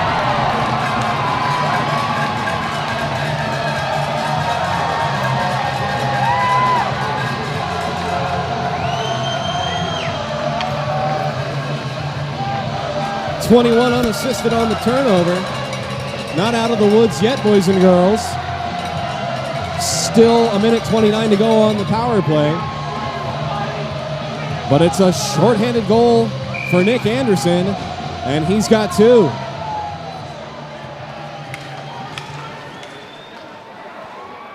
Hey, do you think? Sorry.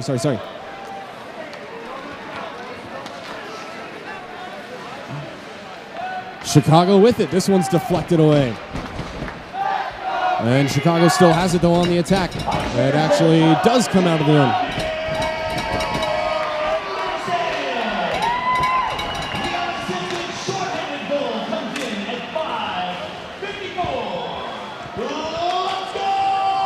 A chance in the high slot. Deflects away, and this one does go in. A power play goal for Chicago. It's 3-2. Just when you think the hockey gods were playing fair, they even things out.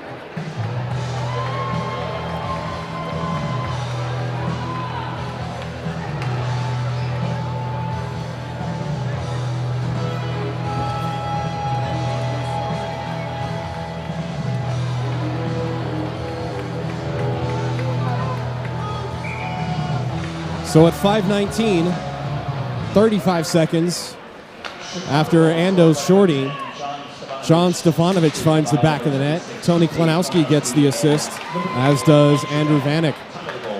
A 3-2 game, 5 goals in the second period after none in the first. Chicago again in the attacking zone. Navratil can't get a stick on it. Now comes cross ice right side, now into the slot, but the puck rolls off the stick of Jake Stevens. Reno with it behind their own net. Turned over by Montgomery. Walk to the middle, poked free, and now into the corner. Barba plays it off the boards, but not out. Bouncing puck, giant linesman in our way. Got to stand over him to see what's going on. This puck goes behind Jiron, and he'll circle back into his own zone. Zeph Fagergren ahead for Montgomery. Into the zone. Montgomery holds up, tried to feed it in the middle for Navratil, and we're going to get a penalty behind the play.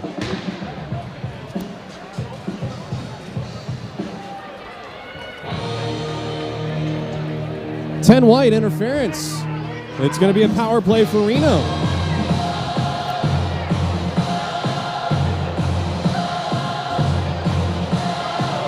Time of the penalty, 4:15. Second power play try for the Ice Raiders. See if I can pick up the call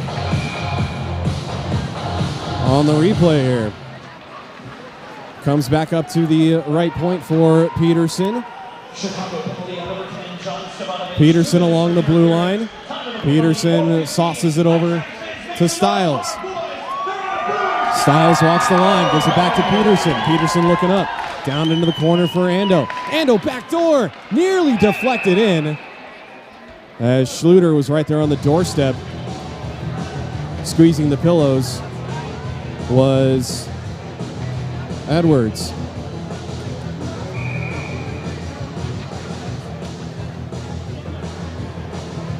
Still trying to spot what the penalty was here.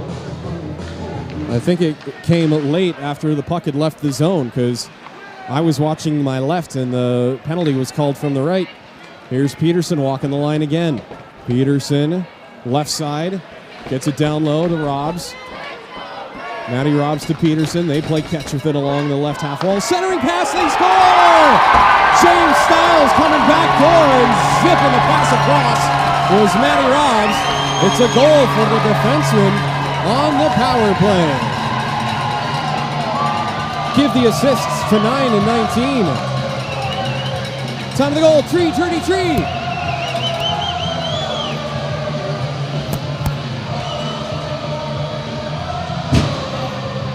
A 6-goal third period, 4 for the home team, 2 for the visitors.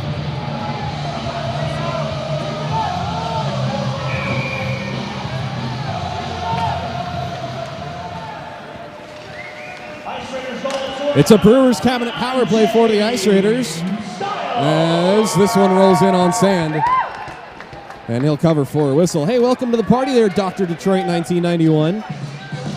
Brendan Shanahan and Chris Chelios called, and they like your handle.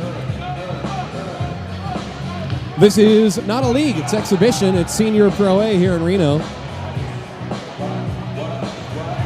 Hopefully next year we'll get the Mountain West Hockey League going again, and maybe Chicago Top Shelf will get into their own league. Right now they're just a travel squad. This pinballs around and comes back up to the high slot. A wrister misses everything into the glass.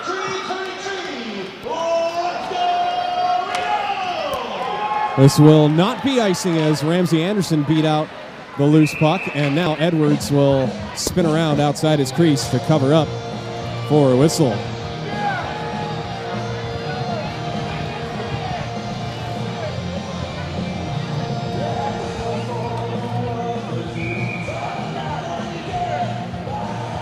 .304 to go, second period, and what has been a dandy of a contest.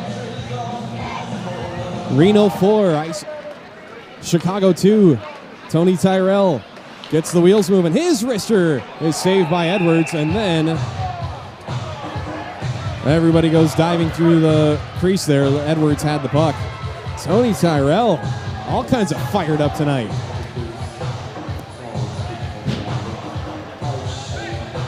He's got his engine revving like what's more powerful than a V8? I should know cars. A Hemi. I don't know if he works on Dodges. He works on Fords, that's for sure. He's working on a 33 Lincoln I saw. Why is the score wrong? It is 4-2, Jim. We'll get that fixed there. Jim's got it. Thanks for pointing that out. On my screen, it's a little smaller there, guys. I'm also watching the chat as this one is snared by Edwards on the wrister by Ellis.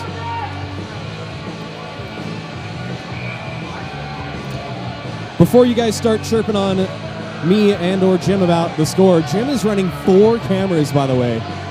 4! And he's got to listen to me talk the whole game. Puck goes behind the net. Ellis with it. Ellis hands it off for Tyrell, pinching in. Ellis covers the point. Tyrell behind the net. Michigan it. Michigan it. Michigan it. No, he's looking for a pass. And he holds it along the wall. In the corner, now down low for Hutch. Hutch gives it to Dreisen, but it was knocked away by a Chicago stick. Hutch after the loose puck, doing battle with Jake Stevens. Then Ellis comes in and steps into Stevens, and Stevens can't find his stick. The other way with it, and we get a whistle. What are we getting a call on white for?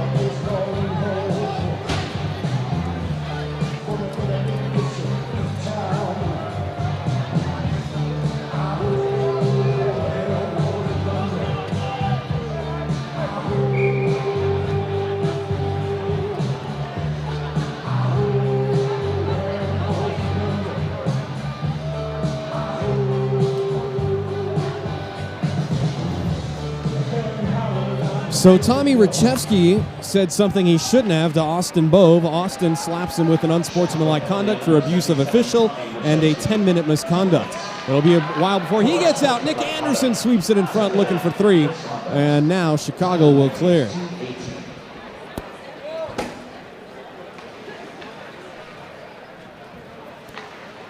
So Reno on their 3rd power play try. They are 1 for 2. And now they're 2 for 3! Matty Robinson with the wrister. And it's 5-2 Reno.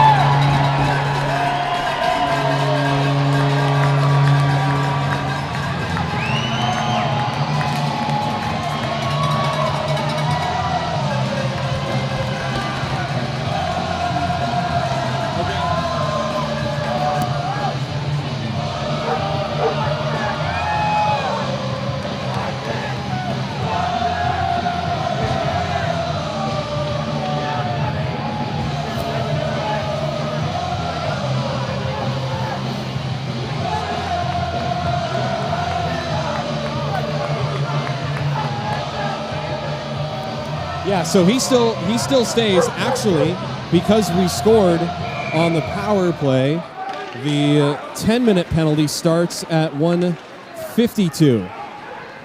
1:52. So we'll get that sorted out for the next period. Matt Robinson with the power play goal.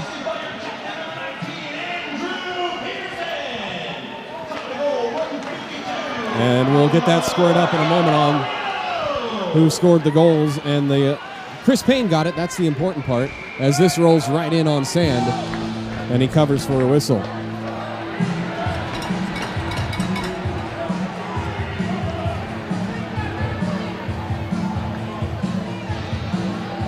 So the last 4 goals of this game have all been special teams. Started with the shorty by Reno, Nick Anderson, then a power play goal by Stefanovic, a power play goal by Stiles, and then Matty Robs with the 3rd power play goal of the game. Thanks, Roger Moore. Appreciate that.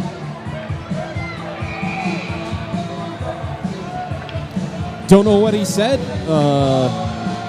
Wait, who said that? Sorry, I lost it up. What didn't expect it. Jansen Williams, I don't know what he said, and I'm not going to ask him because if he's sitting for 12 minutes, he's probably not a happy camper right now. Puck comes back up to the point, sent back to the goal line. Chicago still with some pressure. Savo's wrister knocked down in front. Big fat rebound, and Hungry Hippos. Sand has it now. Everybody's going to find a dance partner, and it's a full-on Donnybrook. Everybody's going at it. Let's see, that's Ellis getting sucker punched by Ryan Davlantes. Peterson's off the bench because he's going to try to sort things out as the captain. And Ellis is livid that he got punched while he was on the ice. Savo and Hutch pushing away from each other. Ellis and Davlantes having words.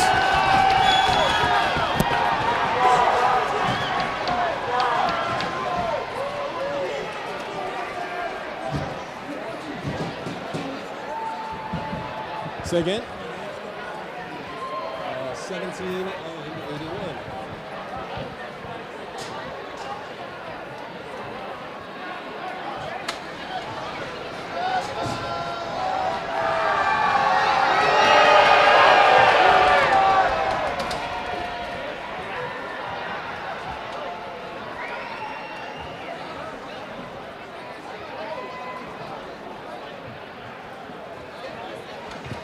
Five each for fighting for Davlantes and Ellis.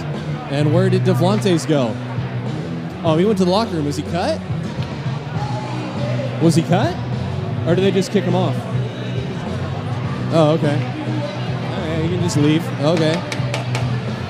I'm saying that kindly. I don't seem like... I'm not saying, sir, you must leave the building. It was, oh, hey, go cool off in the locker room.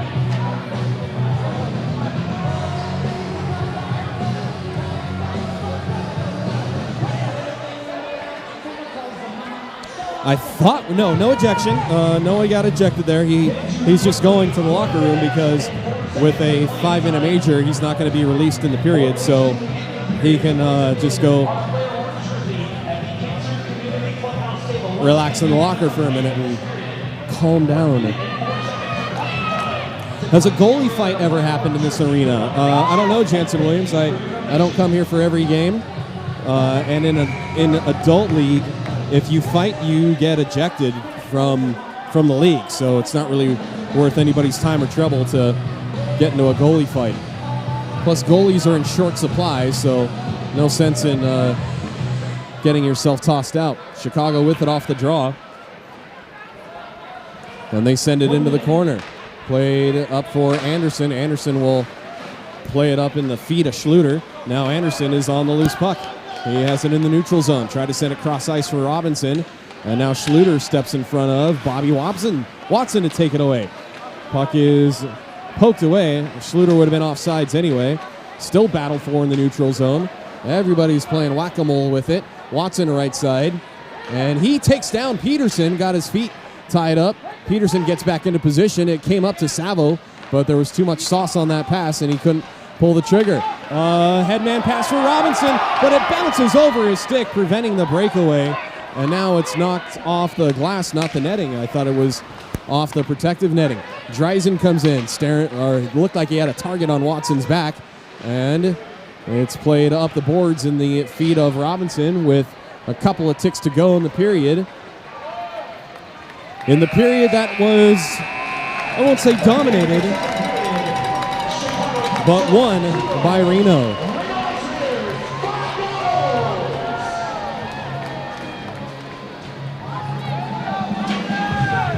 Five to Reno. Bill's Oregon Ducks fan, totally appreciate the compliment. Thank you so much.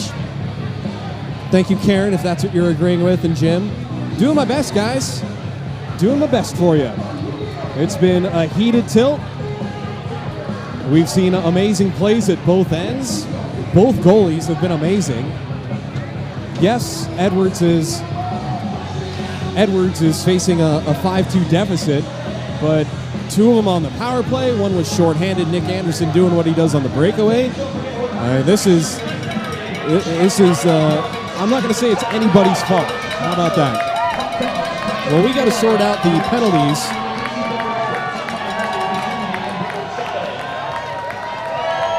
We got to sort out the penalties, and we'll get you the stats for that second period. Good times. Oh, the third period coming up. Head to the fridge. Grab yourself a cold one. And I'm going to go get me a Power Play IPA in just a bit. Stay tuned, which should be an exciting third period coming up right here on YouTube. Also, make sure to follow your Reno Ice Raiders on social media, Facebook, Instagram, and Twitter at Reno Ice Raiders, and subscribe to our YouTube channel.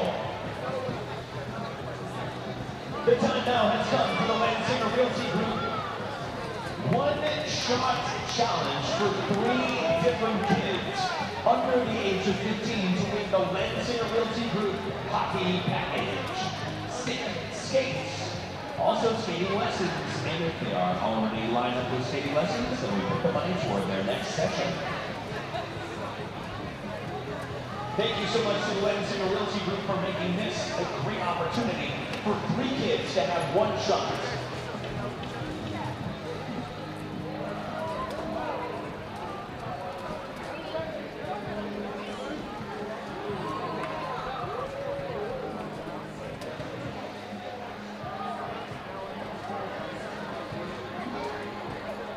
Your first contestant on the ice tonight, sporting the white helmet, here is Landon. Keep your eye on the prize, Landon. You've got 3 shots over there, 3 different targets. Cheer him on tonight, you guys. Landon, take it in. Make some noise, Landon. Here we go, Landon. Just left. That's all right. Thank you so much, Landon. Your next contestant tonight, we have Henry. Henry is headed to the ice here momentarily to have a shot at 3 different targets.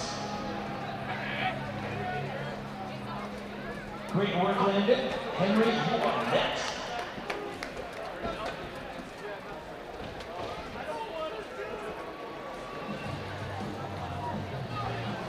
All right.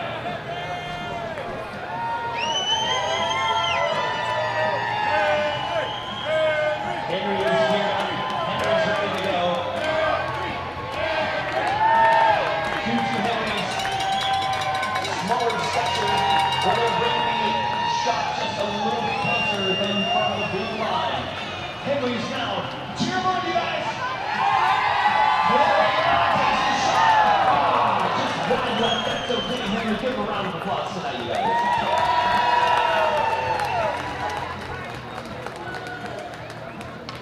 Thank you, Henry. And our third and final contestant tonight is Blake.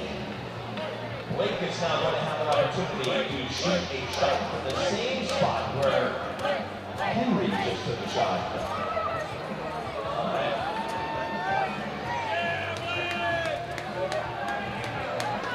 And away we go as Henry, now excuse me, as Blake now is making his way over to the net.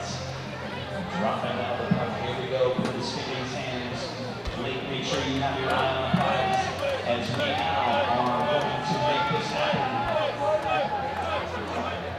All right, make some noise tonight for Blake, you guys. All right, a nice round of applause if you would please for all 3 of our contestants, Landon, Corey, and Blake in the Lansing Realty Group one-shot challenge. We will do this again during the next homestand, February 17th and 18th. If you have a child that's with you, 15 and under, be on the lookout for the raffle tickets and have an opportunity to have the one-shot challenge become a reality in the second intermission.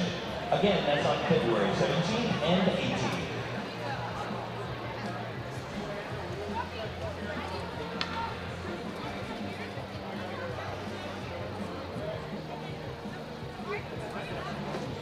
And now time to announce the winning auction winners. For the jerseys, the player-worn jerseys tonight, please pay at the Reno Ice Raiders table in the lobby. Congratulations, Carrie Morgan. You won the Dana Nevertill auction. Carrie Morgan. Congratulations, Sabrina Diaz, for outbidding me on Ryan Bryson's jersey. Congratulations, Sabrina Diaz. Alex Schluter's jersey goes to Mike Nick. Mike Nick.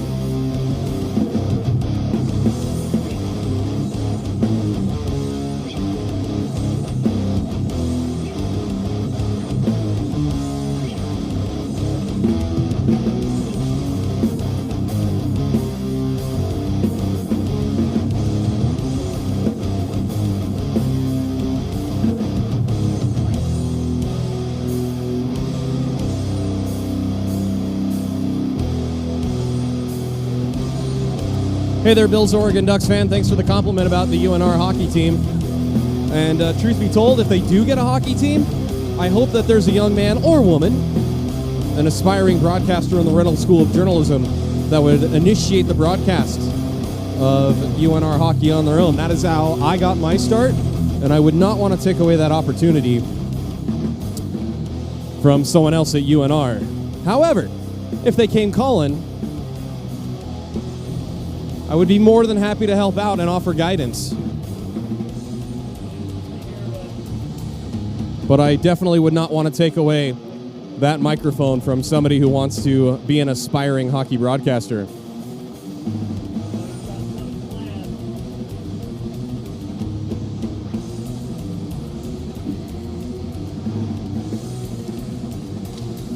I want to make sure Jim and Chris Payne hear this. Corinne Edwards, are you the goalies?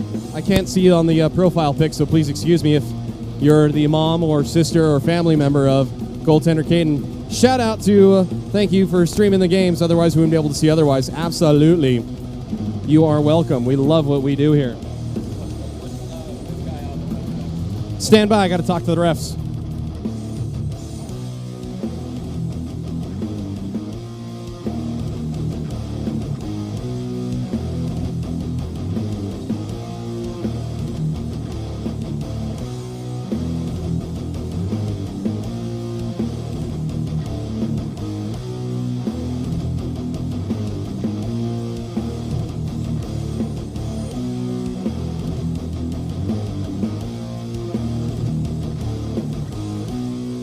Auntie Edwards, there we go.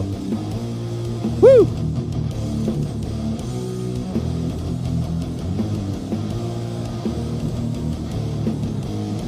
The third period is brought to you by the Brewers Cabinet, Brewers of the Ice Raiders Power Play IPA. If you live around Reno, 6 packs of Power Play IPA and Ice Raiders merch are 20% off at the Brewers Cabinet on all Ice Raiders game weekends. That means when the games are sold out, you can still have PD, Hutch, and Jiron in your fridge while you watch the games on YouTube.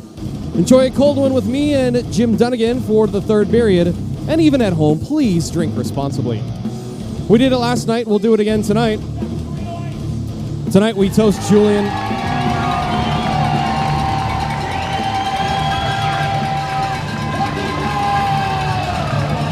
I like letting Chris Payne do his thing.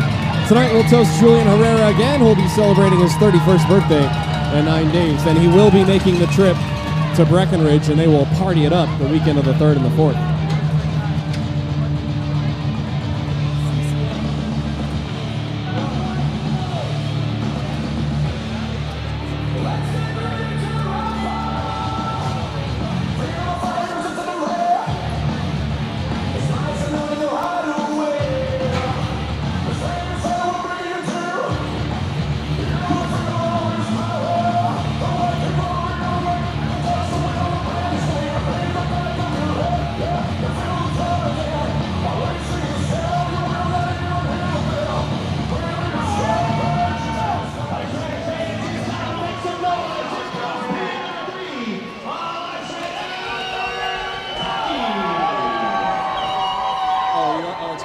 Okay, got it. All right. Yeah, you can stop it and start it. There's going to be a whistle. All right, the third period. Here we go. It's a 5-2 tilt. Tony Tyrell and James Brooks looking at each other. And then here we're going to go. We've got a scrap and a half. It's Tyrell and Brooks. And Tyrell comes charging in and lands a right. He throws another right. He's trying to get that right hand free. It looks like Brooks might have got one in there. Tyrell with the left. Tyrell using the left to jab, and then Tyrell takes a couple of hard rights. It's a heavyweight bout, and Tyrell is staggered. And they're holding each other up. And a tap on the head, the ultimate respect out of the two combatants. And I think Tyrell is smiling on his way back to the bench. Tyrell is cut over the left eye. And that might have been the one that staggered him. 24-6.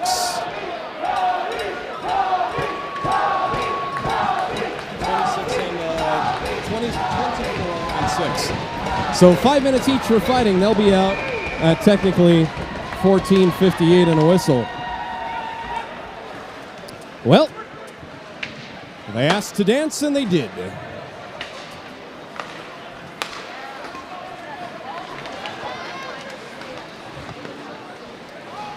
Oh, look, a hockey game. A 5-2 game. A lead for Reno in the third period. And James is asking Tony if he's all right.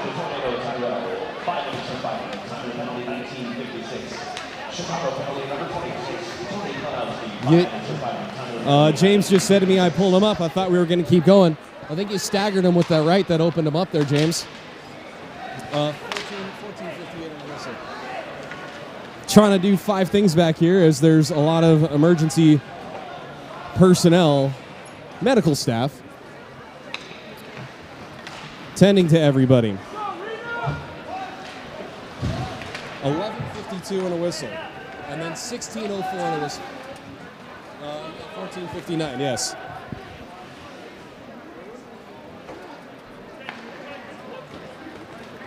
Tony, all right. All right, Tony's smiling through the gap in the teeth there.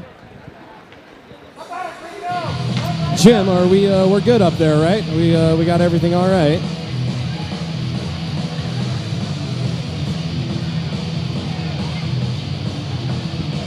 Morgan Ellis will be out at 16:04 in the whistle.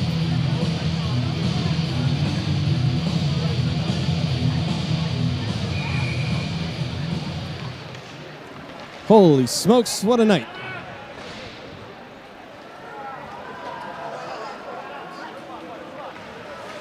Well, thanks, Michael Foley, if I'm better than... Are you saying the Chicago Blackhawks broadcaster? That's high praise. Appreciate that. 18 and a half to go. And this shot is blocked down and sent up to Sunday. Sunday sends it cross ice, and it still magically connects. I know I keep using the word magic because it's beyond my comprehension. Ahead for Hutch, but it rolls off of his stick. Yeah, Brian Murphy, you missed a heck of a tilt. Hit the rewind button as this one goes up in the air, and Sand gloves it down. You missed what was brewing. Yes, that fight was discussed yesterday.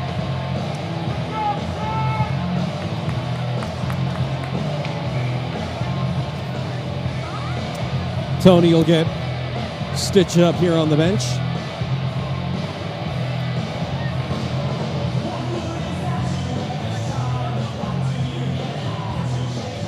Well, they were talking about it last night, and they were going to drop him, but just wasn't the right time.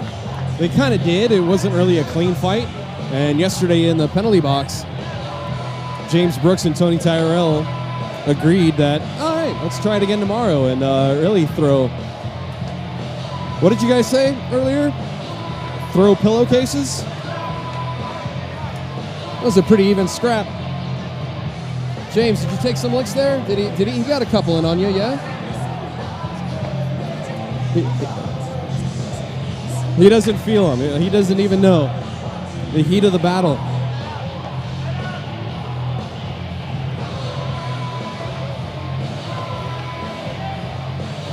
A little bit of a divot there in the ice. Getting some maintenance done by the officials, and I think that's Ryan Dreisen down there.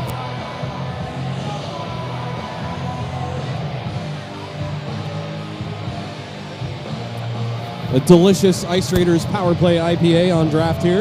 You can find it on draft in a few places in town. Chris Payne, where else besides Brewers Cabinet and Press Start can we find the Brewers Cabinet Power Play IPA?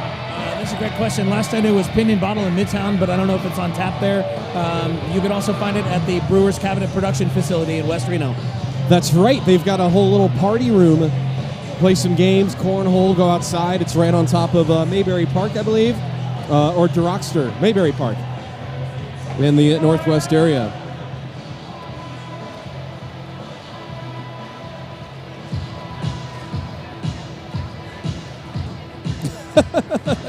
Matthew Johnson, I think, with the comment of the night.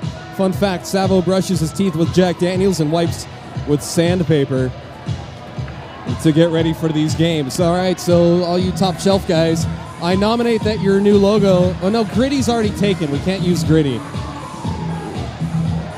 Yeah, well, apparently the logo is, his name is Petey. Petey there we go. I don't know if I want that, James telling me. Petey the Poop. The top shelf logo. It's a constant battle. I've sat in the upper deck of many stadiums, but not in Chicago yet. There we go. Trying to have a good time with you guys. Here's a backhander save made by Sand, and this one's cleared into the corner. Fogegren with it. Fogegren gets hounded, but still manages to get the puck ahead for Dreisen. And then Fogegren speeds into the play. Dreisen holds up left side, sends it into the middle, but pass was deflected away from Hutch.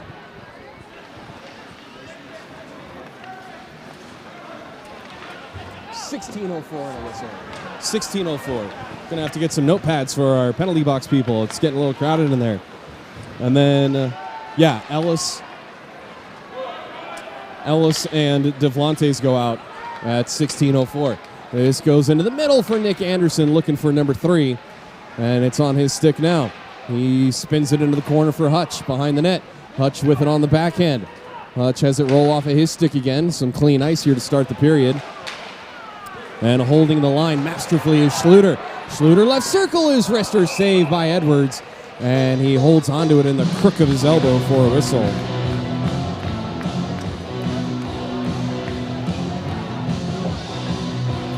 So, Jacob, you probably got a better look at it than I did. Brooks took more punches, but he's not the one who lost his feet. So, on Jacob's scorecard, advantage of Brooks. As the Homer announcer, I get to say a draw. I shouldn't, but I'm gonna. He did get staggered. Stiles steps into Ryan Giles. Stiles and Giles sounds like a wonderful law firm. Ahead for Peterson.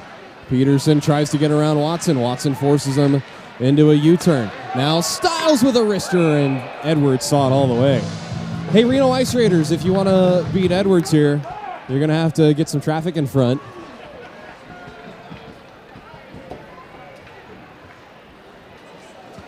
He's stopping everything, all these shots from the blue line. It's the low ones. It's the in tight. It's these breakaways.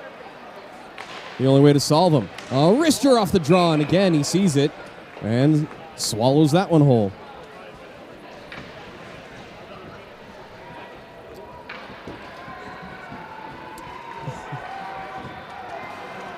$16-16 to go, third period. Face-off won by Chicago. They lift it over the head of Stiles, and with the clean ice, this will go all the way for icing.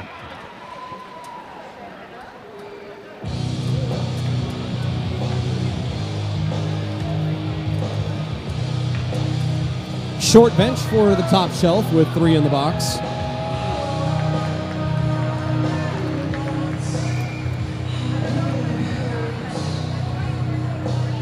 Ellis and Davlantes will be out of the box at the next whistle. Ellis and Davlantes will be out of the box at the next whistle. I'm repeating myself to the gentleman manning the penalty doors. Oh, nice play by Kevin Sunday to chip it ahead to himself in the corner. And then he rides a top shelf player to the ice. Puck is underneath that top shelf player who lost his stick on the play. Can't see who that is. Trying to body Sunday and sets a pick in the process. Kind of a legal one, I suppose, using the net to his advantage. Turned over to Ramsey Anderson, who gets rammed into by Will Warfield. Now Edwards. Edwards will spin it back behind the net. He loves playing the puck. He's pretty good with it. I mean, he's no Marty Brodeur. At least we haven't seen an opportunity. But James Brooks is saying he might be. Tony is out at 14:58. 14:58 in a whistle.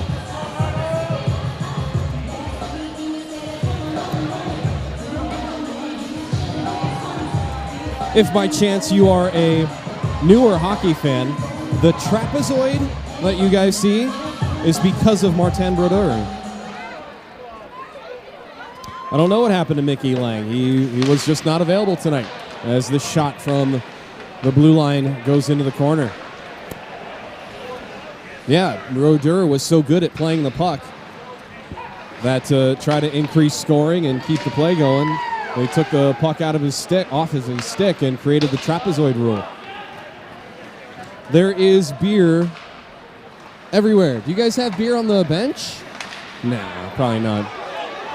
Probably. James is like, oh, whatever. It's Senior A. It's not the NHL. I'm drinking a beer. Hopefully you are too.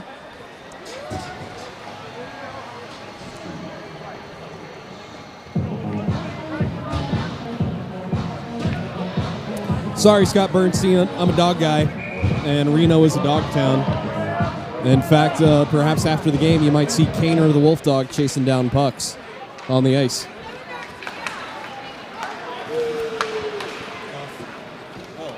11:52. That's 17. Ryan Dreisen has a matching chipped tooth with Charlie Montgomery. Charlie got his fixed after a road trip in Texas last year. Now Dreisen with it, curling around the left circle, and his wrister is gloved. I'm telling you, boys, without traffic in front, you're not going to beat Glass that easily. Thanks, Glass. I was reading Jacob Glass. I meant to say Edwards. He's for everyone, even cats. Well, the way some of these goaltenders paw at the puck, chase it like a ball of yarn, I guess so. Chicago the other way with it into the zone, and this one is gloved easily by Sand.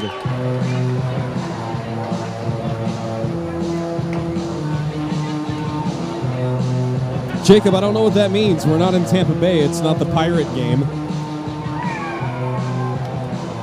Although we are the Ice Raiders, we haven't really taken on this whole pirate theme.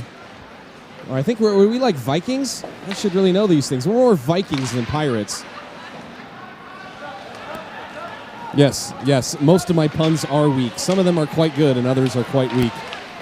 And that's the joy of a pun. Matt Robinson, his wrister again into the belly of the goaltender. Guys, let's try to make this third period much like the second, with better shot selection and pick a corner instead of just shooting it into the crests.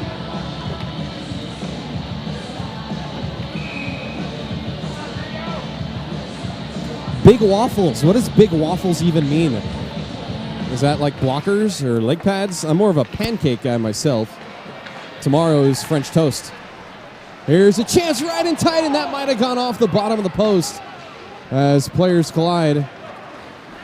Sunday and Chris Hassler, no worse for wear. Bobby Watson chips it into the middle. It goes off of Sand, and then Charlie Montgomery, no, I beg your pardon, Julian Herrera hands it back to Sand for a whistle to calm things down. Oh, I see what you mean, Jacob. All right, well, if we get another goal, I'll do it. I'll try to do it like that. Now I see what you mean. I thought you meant scar, like pirate talk. Arr. Not a thing. I was not one of those giant Pirates of the Caribbean fans. Tony Tyrell back in action, no worse for wear, after taking his licks from Brooks. Poked off the stick of Fagergren, and it goes into the corner. Tyrell throws a hip into Hassler, and now it comes in front. It's knocked down, comes to Navratil. Fagergren almost got a backhand on it. Navratil spins it around into the corner. Fagergren after it. He saw a bigger man coming at him, turns the other way. Navratil tried to walk to the corner, and he gets hauled down. He's tangled up with Will Warfield, and they separate amicably. This is dumped down behind Sand.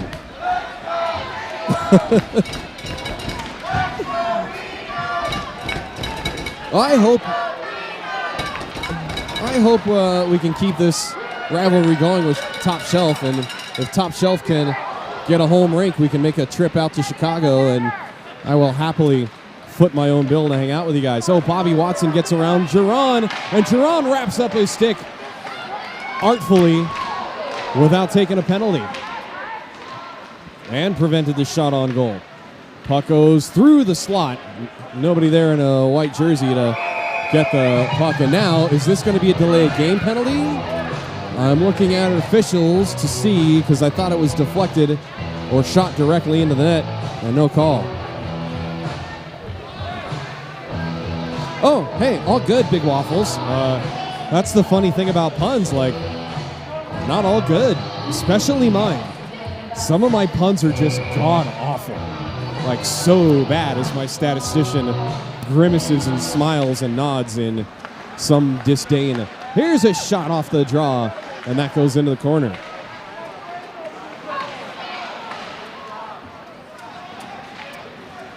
Alex Schluter turns on the Jets. It's a 2-on-1 with Robinson. Schluter shoots, and it goes wide.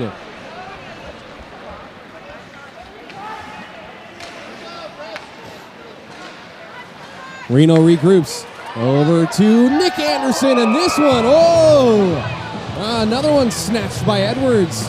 Nick Anderson eyeing that upper right corner over the glove, and Edwards denies Anderson of the hat trick.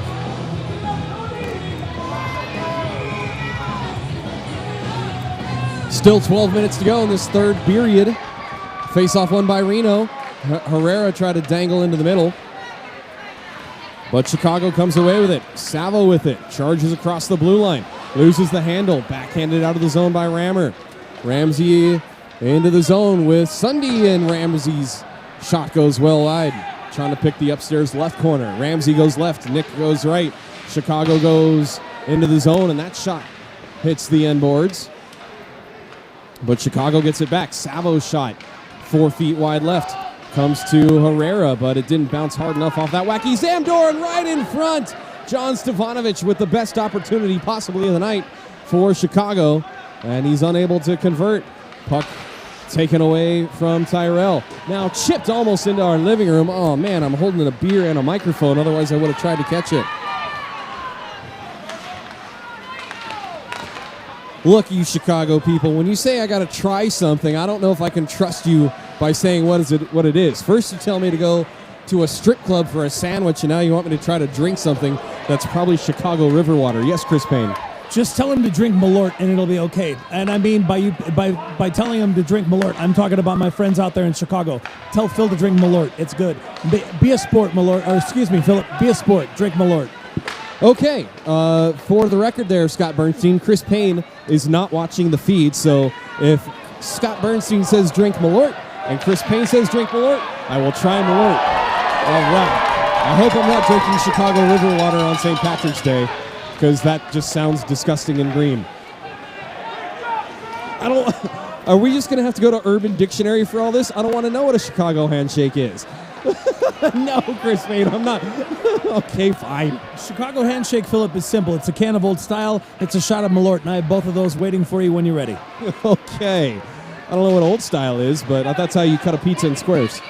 Old Style is basically a delicious lager. It's think Pabst, think delicious lager. Alrighty then. Chris Payne, the beer expert. Whatever the case is, you guys have been a lot of fun this weekend. And we'll talk about college hockey in a second here at a whistle. Petey with the puck at the red line. Still a full throttle tilt here. End-to-end action. Peterson had his stick whacked. Gets the puck back. Carries it behind the net. He turns and fires, and a save made. And it goes into the corner. Dreisen with it. Dreisen gets the wheels churning.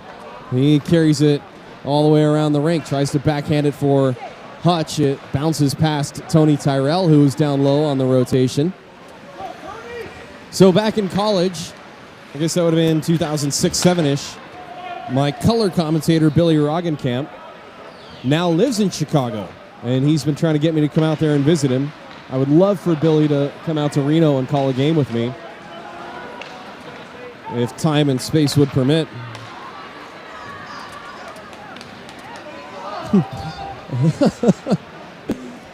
So, Jacob, are you saying that this Malort, is it worse than MD 2020? Is it...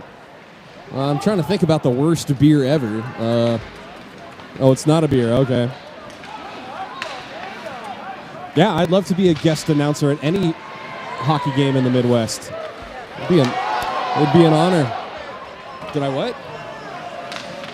I missed a Michigan attempt behind the net. Oh, man, I'm reading too much into this 5-2 game. Here's a shot that goes wide with just over 8 minutes to go.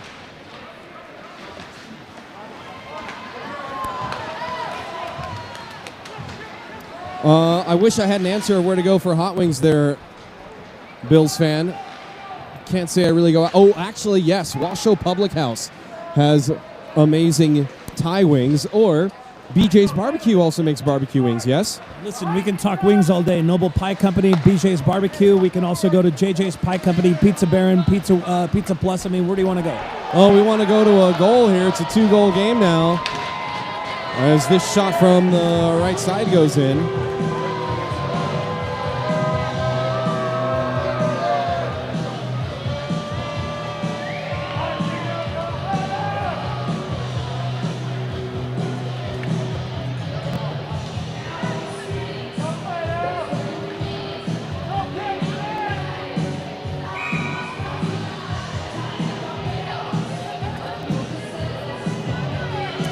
John Stefanovic with the wrister makes up for his slot one-timer shank. That's all right, Todd. My love is for sale. Sometimes the Ice Raiders go on the road and we can't take the show there, so I'll cover other games.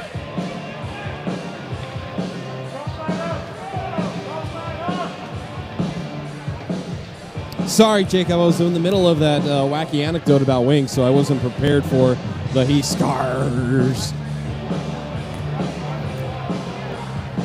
All right, now we really got to pay attention here. A 2-goal game with 7:29 to go. Keep an eye on Edwards and net as we get down to the waning minutes and see if Brooks elects to pull the netminder for an extra attacker and be aggressive. One-timer shame indeed. He atoned for it, though.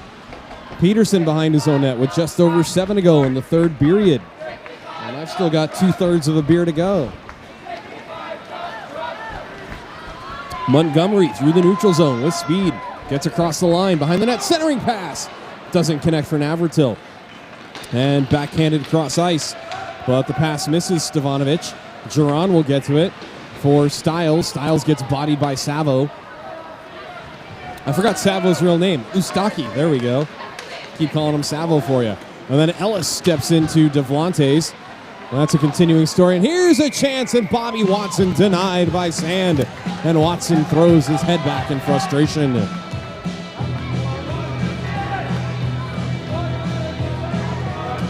Six and a half to go, third period.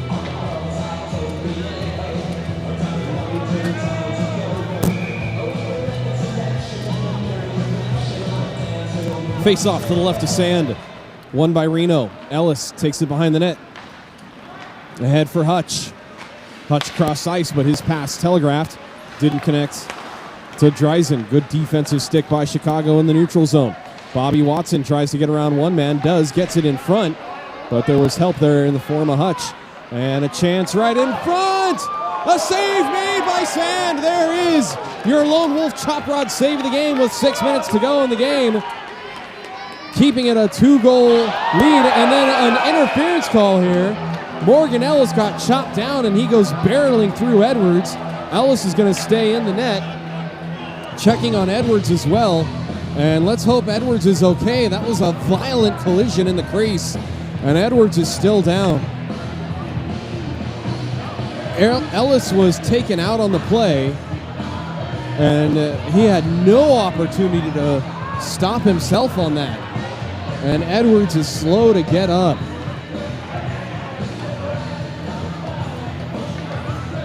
Tripping is the call.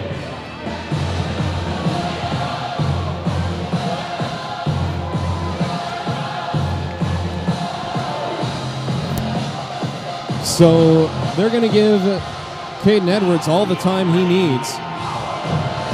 Tripping is the call at 6:02. On Will Warfield. It'll be the fourth power play for Reno. Scary moment there.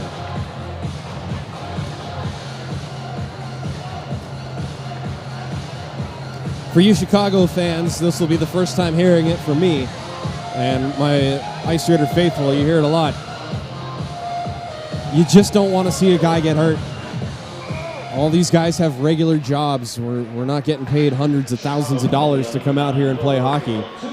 And that was an accident. Morgan Ellis was doing what he was supposed to do, be aggressive on the forecheck and get in there with speed. And when he got tripped, all he could do was let gravity do all the work. Here's Peterson's with a wrister and traffic in front in the form of Anderson, and that one might have got on off the mask or up near the collarbone area of Edwards, who's no worse for wear.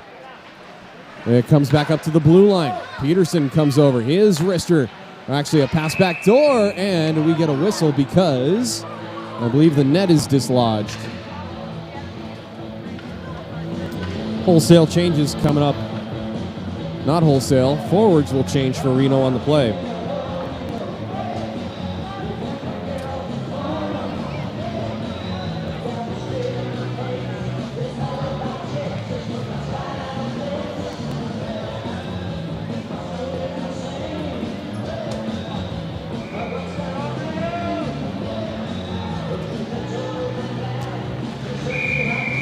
Oh, our goalie. I'll have to ask Justin Sand if he's okay with the Sandman. Chicago tough. I'll agree with you on that one, LJ, about Caden Edwards. That's a big boy, Morgan Ellis, coming down on you like that. We don't have official height and stats on players, but I would put Morgan in the 175 to 190 range, maybe even close to 200. Morg's like an action figure if you look at it. Yeah, Morgan's ripped. Morgan's one of those gym rats who's all muscle. But he's lean too, so that's why I'm thinking he might be a lean 175, but also like a cut 190. It's really hard to tell. What do I know? I'm a $154 soaking wet with my heavy boots on.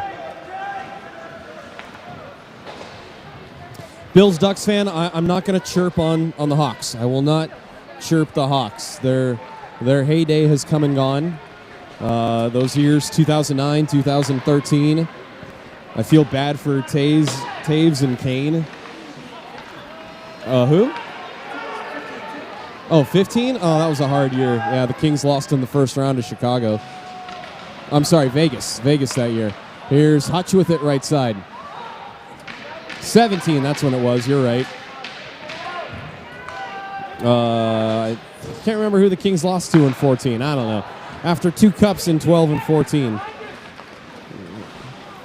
Everything was kind of a blur. Chicago into the zone, and a wrister got blocked.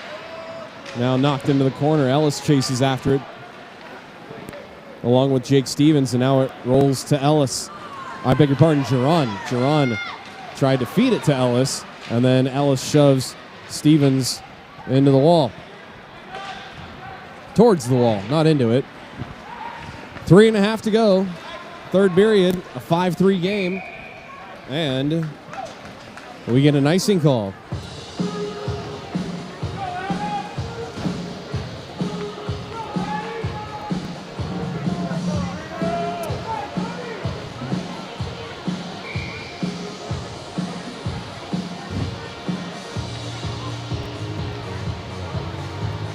You're saying, Corinne, that Edwards is 6'1", maybe 170. Yeah, the wiry goalies are the good ones. Unless you're a giant like Vasilevsky, or I think it was Roman Czechmonic back in the day. He was enormous.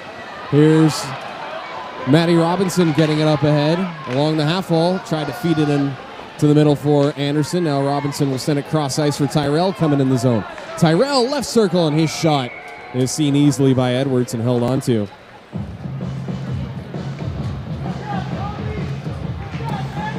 Aaron Miranda, while you mention it, unfortunately there is no cure for cancer, and there's a lot of good people in Northern Nevada who need your help. So please go to cancercommunityclubhouse.org and make a donation and help the folks that help people who have the cancer. Here's a slapper off the draw, and Barba's shot misses.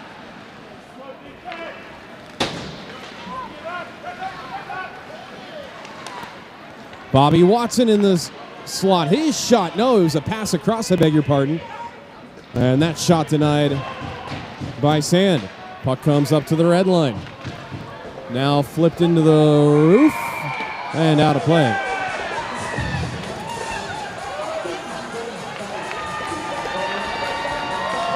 A lucky fan in the front row, the recipient of a souvenir.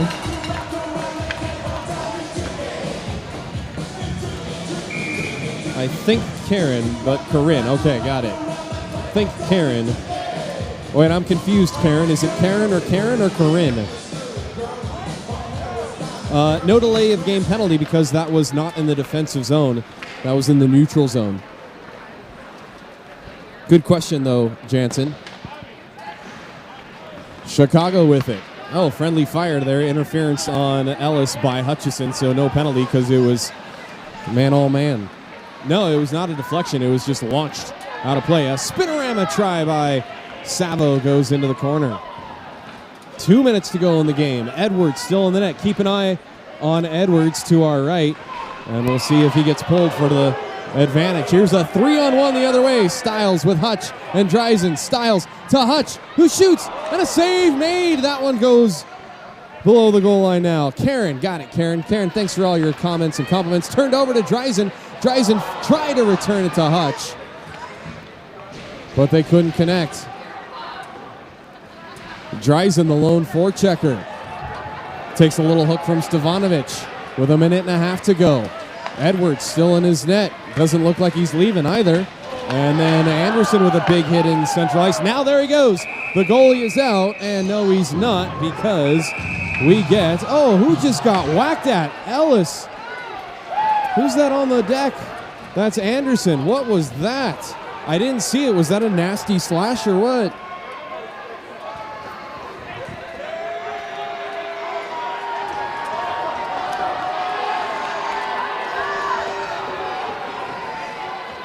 So Anderson is in the box. Brooks has to be restrained. Yeah, stay between here.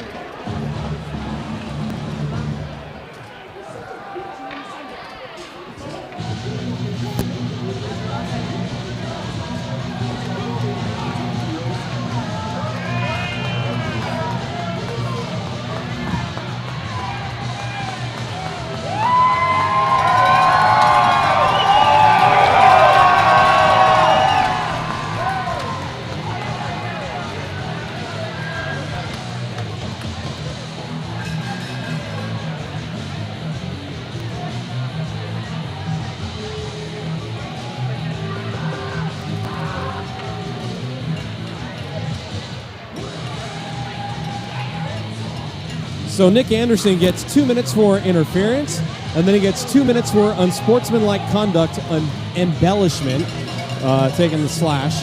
And then Chris Hassler, wait a minute, he said 6. But hold on, 24, it's 24 in the box, so we're gonna put 24 James Brooks on our score sheet, 24 for a slash. Only two is going to go on the board for Nick Anderson. 21. So, yeah. Yeah, he kind of went down like a sack of hammers on a bit of a soft slash watching the replay. Yeah, I mean, it was a bit of a two-handed whack by James Brooks on Anderson, but I'm going to give the Oscar to Nick Anderson for being chopped down like a George Washington cherry tree. Yeah, that's the fun part here, Michael Foley. There are no dividers in the box, so if Jim gets a shot of me here in the box, there's 2 medical staff here for Reno Ice, plus Johnny, plus my girlfriend, Shoshana, our statistician, the gluten-free one, who knows a little bit of Israeli defense, the Kav McGraw thing. Yeah, it's a little wacky down here. So with a 5-3 lead and 1:24 to go, yeah, you guys can laugh it up. Go right ahead. We're having fun. So no, it's actually not 4-on-4. It's going to be 5-on-4. The extra penalty went to Nick Anderson for the embellishment. And serving the penalty is Ryan Dreisen. The puck is dropped. Savo with a wrister, and this one goes over the crossbar. Andrew Vanek with a backhand try on the rebound, denied. Watson right circle, empty net to our right. So it's a 6-on-4 for a minute. Back up to Savo. Savo, his wrister deflects away, and Matty Robbs goes for the empty net, and a rolling puck goes wide left, but no icing on the power play. Matty Robbs tries to battle Watson for the puck. Watson gets it ahead. Watson right side and a wrister. Oh, Andrew Vanek with the best chance since Stevanovich's try. He goes wide. And then a big hit right in the crease, and a penalty coming up on Reno on the play, and they touch up with 33 seconds to go. A roughing penalty.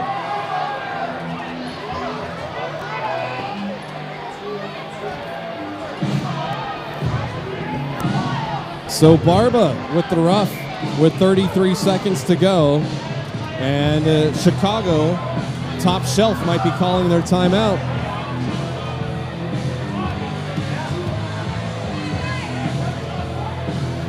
It'll be a 6-on-3 power play for 33 seconds.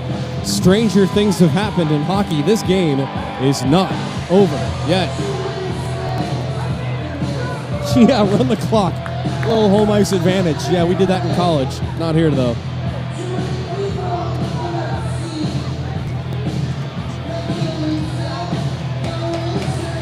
Timeout Chicago. Timeout Chicago.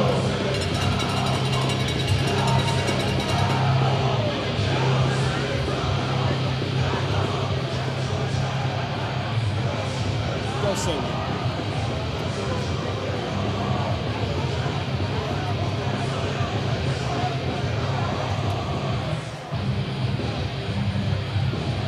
Oh boy, high drama here.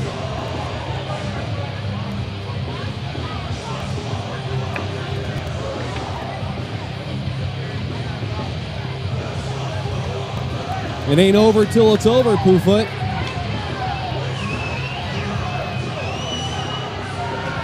Empty net to our right. My right, your left. Julian Herrera will take the draw against John Stevanovic. 6-on-3. Tyrell, Peterson, Herrera up front for Reno. Fans chanting, let's go Reno. Face off won by Chicago. It comes back up to Savo. Savo walks down. He gets it over left side. Now it goes into the corner. Time ticking away, 20 seconds to go. Pass in front intended for Watson. He couldn't get the redirect. Now back to the right circle and a shot blocked away by Sand. Chopped at by everybody. Now to Savo and his wrister goes wide. 8 seconds to go. Watson with it. Right circle. Lines. Fires. Kicked away by Sand. Into the corner it goes, and Reno hangs on for the victory. 5-3 your final. And an exciting Saturday night tilt presented by Mark Studios Inc. A little bit of extra pushing and shoving at the end here. Davlantes still wants a piece of someone. But it's over, boys. Time to go to the Flowing Tide and enjoy some drinks together, because that's what hockey players do. The buzzer sounds, the game is over. It was a hard-fought weekend. And now we all get to be friends, right?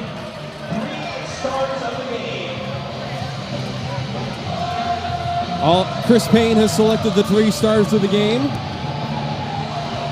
The Mark Studios hit of the night was, I'm still going to give it to Tyrell for knocking a guy into the Reno bench. The Sierra Sid's assist of the night, we'll give it to Jeff Jiron, who found Nick Anderson. That was way back in the second period. And then the Lone Wolf chop rod save of the night with 5 minutes to go in the third period. No, Poofoot, no. We will respect our opponents. That was a heck of a game.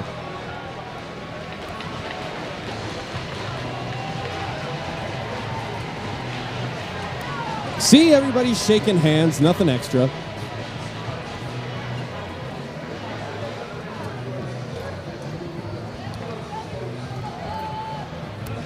We'll also see if we can get an Ice Raider to talk. We'll talk to Petey afterwards. But here's Chris Payne with your three stars. Thank you, Philip, as we wait for Chicago Top Shelf to respectfully clear the ice so we can talk about our Lansing Real Estate Group 3 stars of the game.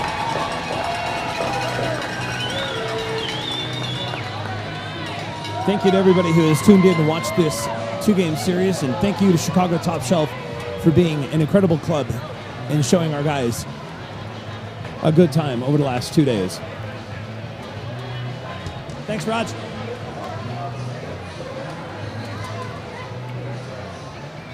Remember, fans, to stick around for tonight's Lansing Real Estate Group 3 stars of the game.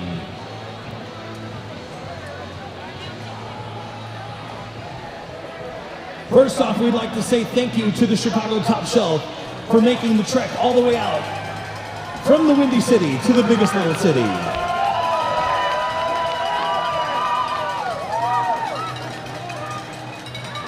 Thank you for being an incredible opponent, and thank you very much for having a great time while we were here in the biggest little city.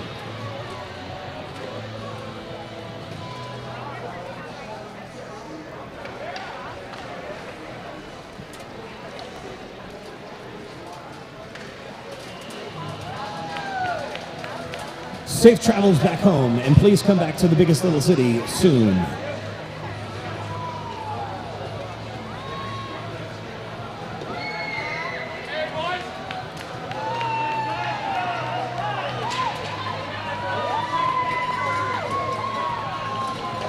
as well.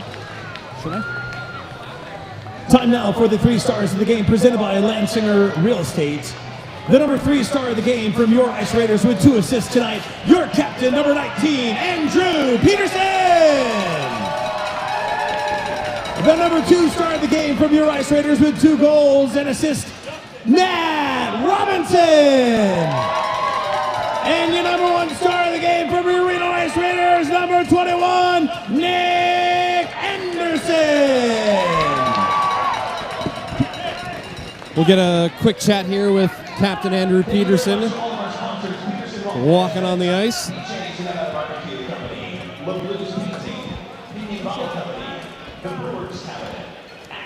With me now down here at center ice, Captain Andrew Peterson. How fun was this weekend? Yeah, it was crazy. That's cool having a team like this out because they're game. They're down to battle. They got some pretty good players, and so I'm happy we got the split today. So it was an even tilt in that first period, and then the ice opened up in the second. Was something said or done in the locker room, or did the game plan finally come together in that second period for Reno? Yeah, I think just kind of came together because we didn't really change much in between periods. We were just kind of sticking with the original game plan, getting out there, chasing pucks, chasing their D because we knew they'd be tired today. So, yeah, just kind of using it against them with the elevation. Right on. Excellent work, Andrew Peterson. Couple of assists tonight. We're going to let you get back to the locker room. We'll see you at the Flowing Tide. Great work tonight. Thanks, Phil. You're the man. And, Jim, if you can get a couple of shots here at Kaner the Wolf Dog doing his thing with Jeff Jiron. I told you guys on the cast that we are a dog town and we're a dog team, and that's why Kaner the Wolf Dog wins all.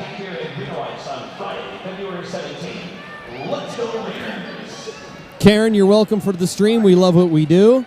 We're lucky that we are able to do it, and we are happy to bring this hockey action to you wherever you are.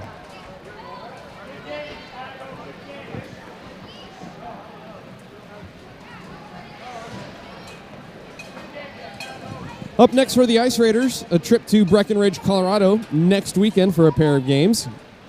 Unfortunately, I don't get to go. Neither does Jim. Jim, do you want to fly to Colorado? He's like, thumbs up. I didn't even finish the question. He's like, let's go. We'll talk to management about that. Maybe we should take our show on the road.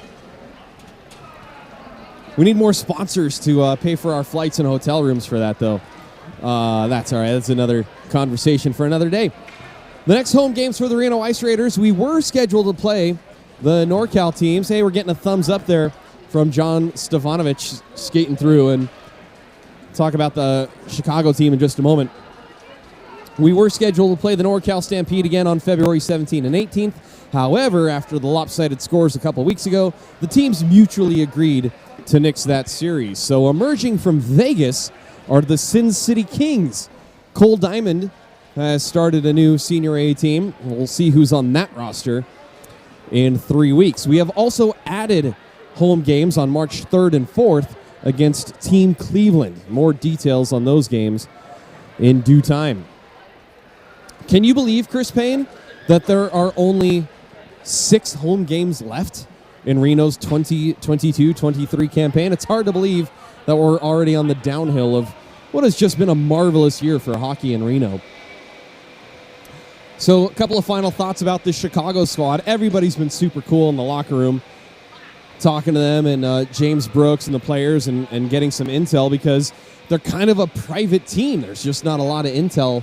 They don't have a website. They don't have a Facebook group that's open to the public. They only have a private one for their players. And how cool is that they all took pictures with the Ice Raiders after the game? Like, hey, this was a weekend. On the other side of the coin, too, for the Chicago guys, it's a road trip. It's a bonding experience. It's you go on the road and you come together as a team. So hopefully they had a good time, whatever they did in the Reno area. I don't think they went to the Admiral or the equivalent here in northern Nevada. Final shots on goal, Ice Raiders with 48, Top Shelf with 43. Draws went to Top Shelf again, winning 42 of 76. But the big number that mattered, Reno with 5 goals, Top Shelf with 3. Justin Sand, your winner in net. And Caden Edwards taking a tough loss after a marvelous performance. And all those goals from Reno came only in the second period. Is that right? Yes. The third goal at 1:52 of the second period. That IPA is amazing.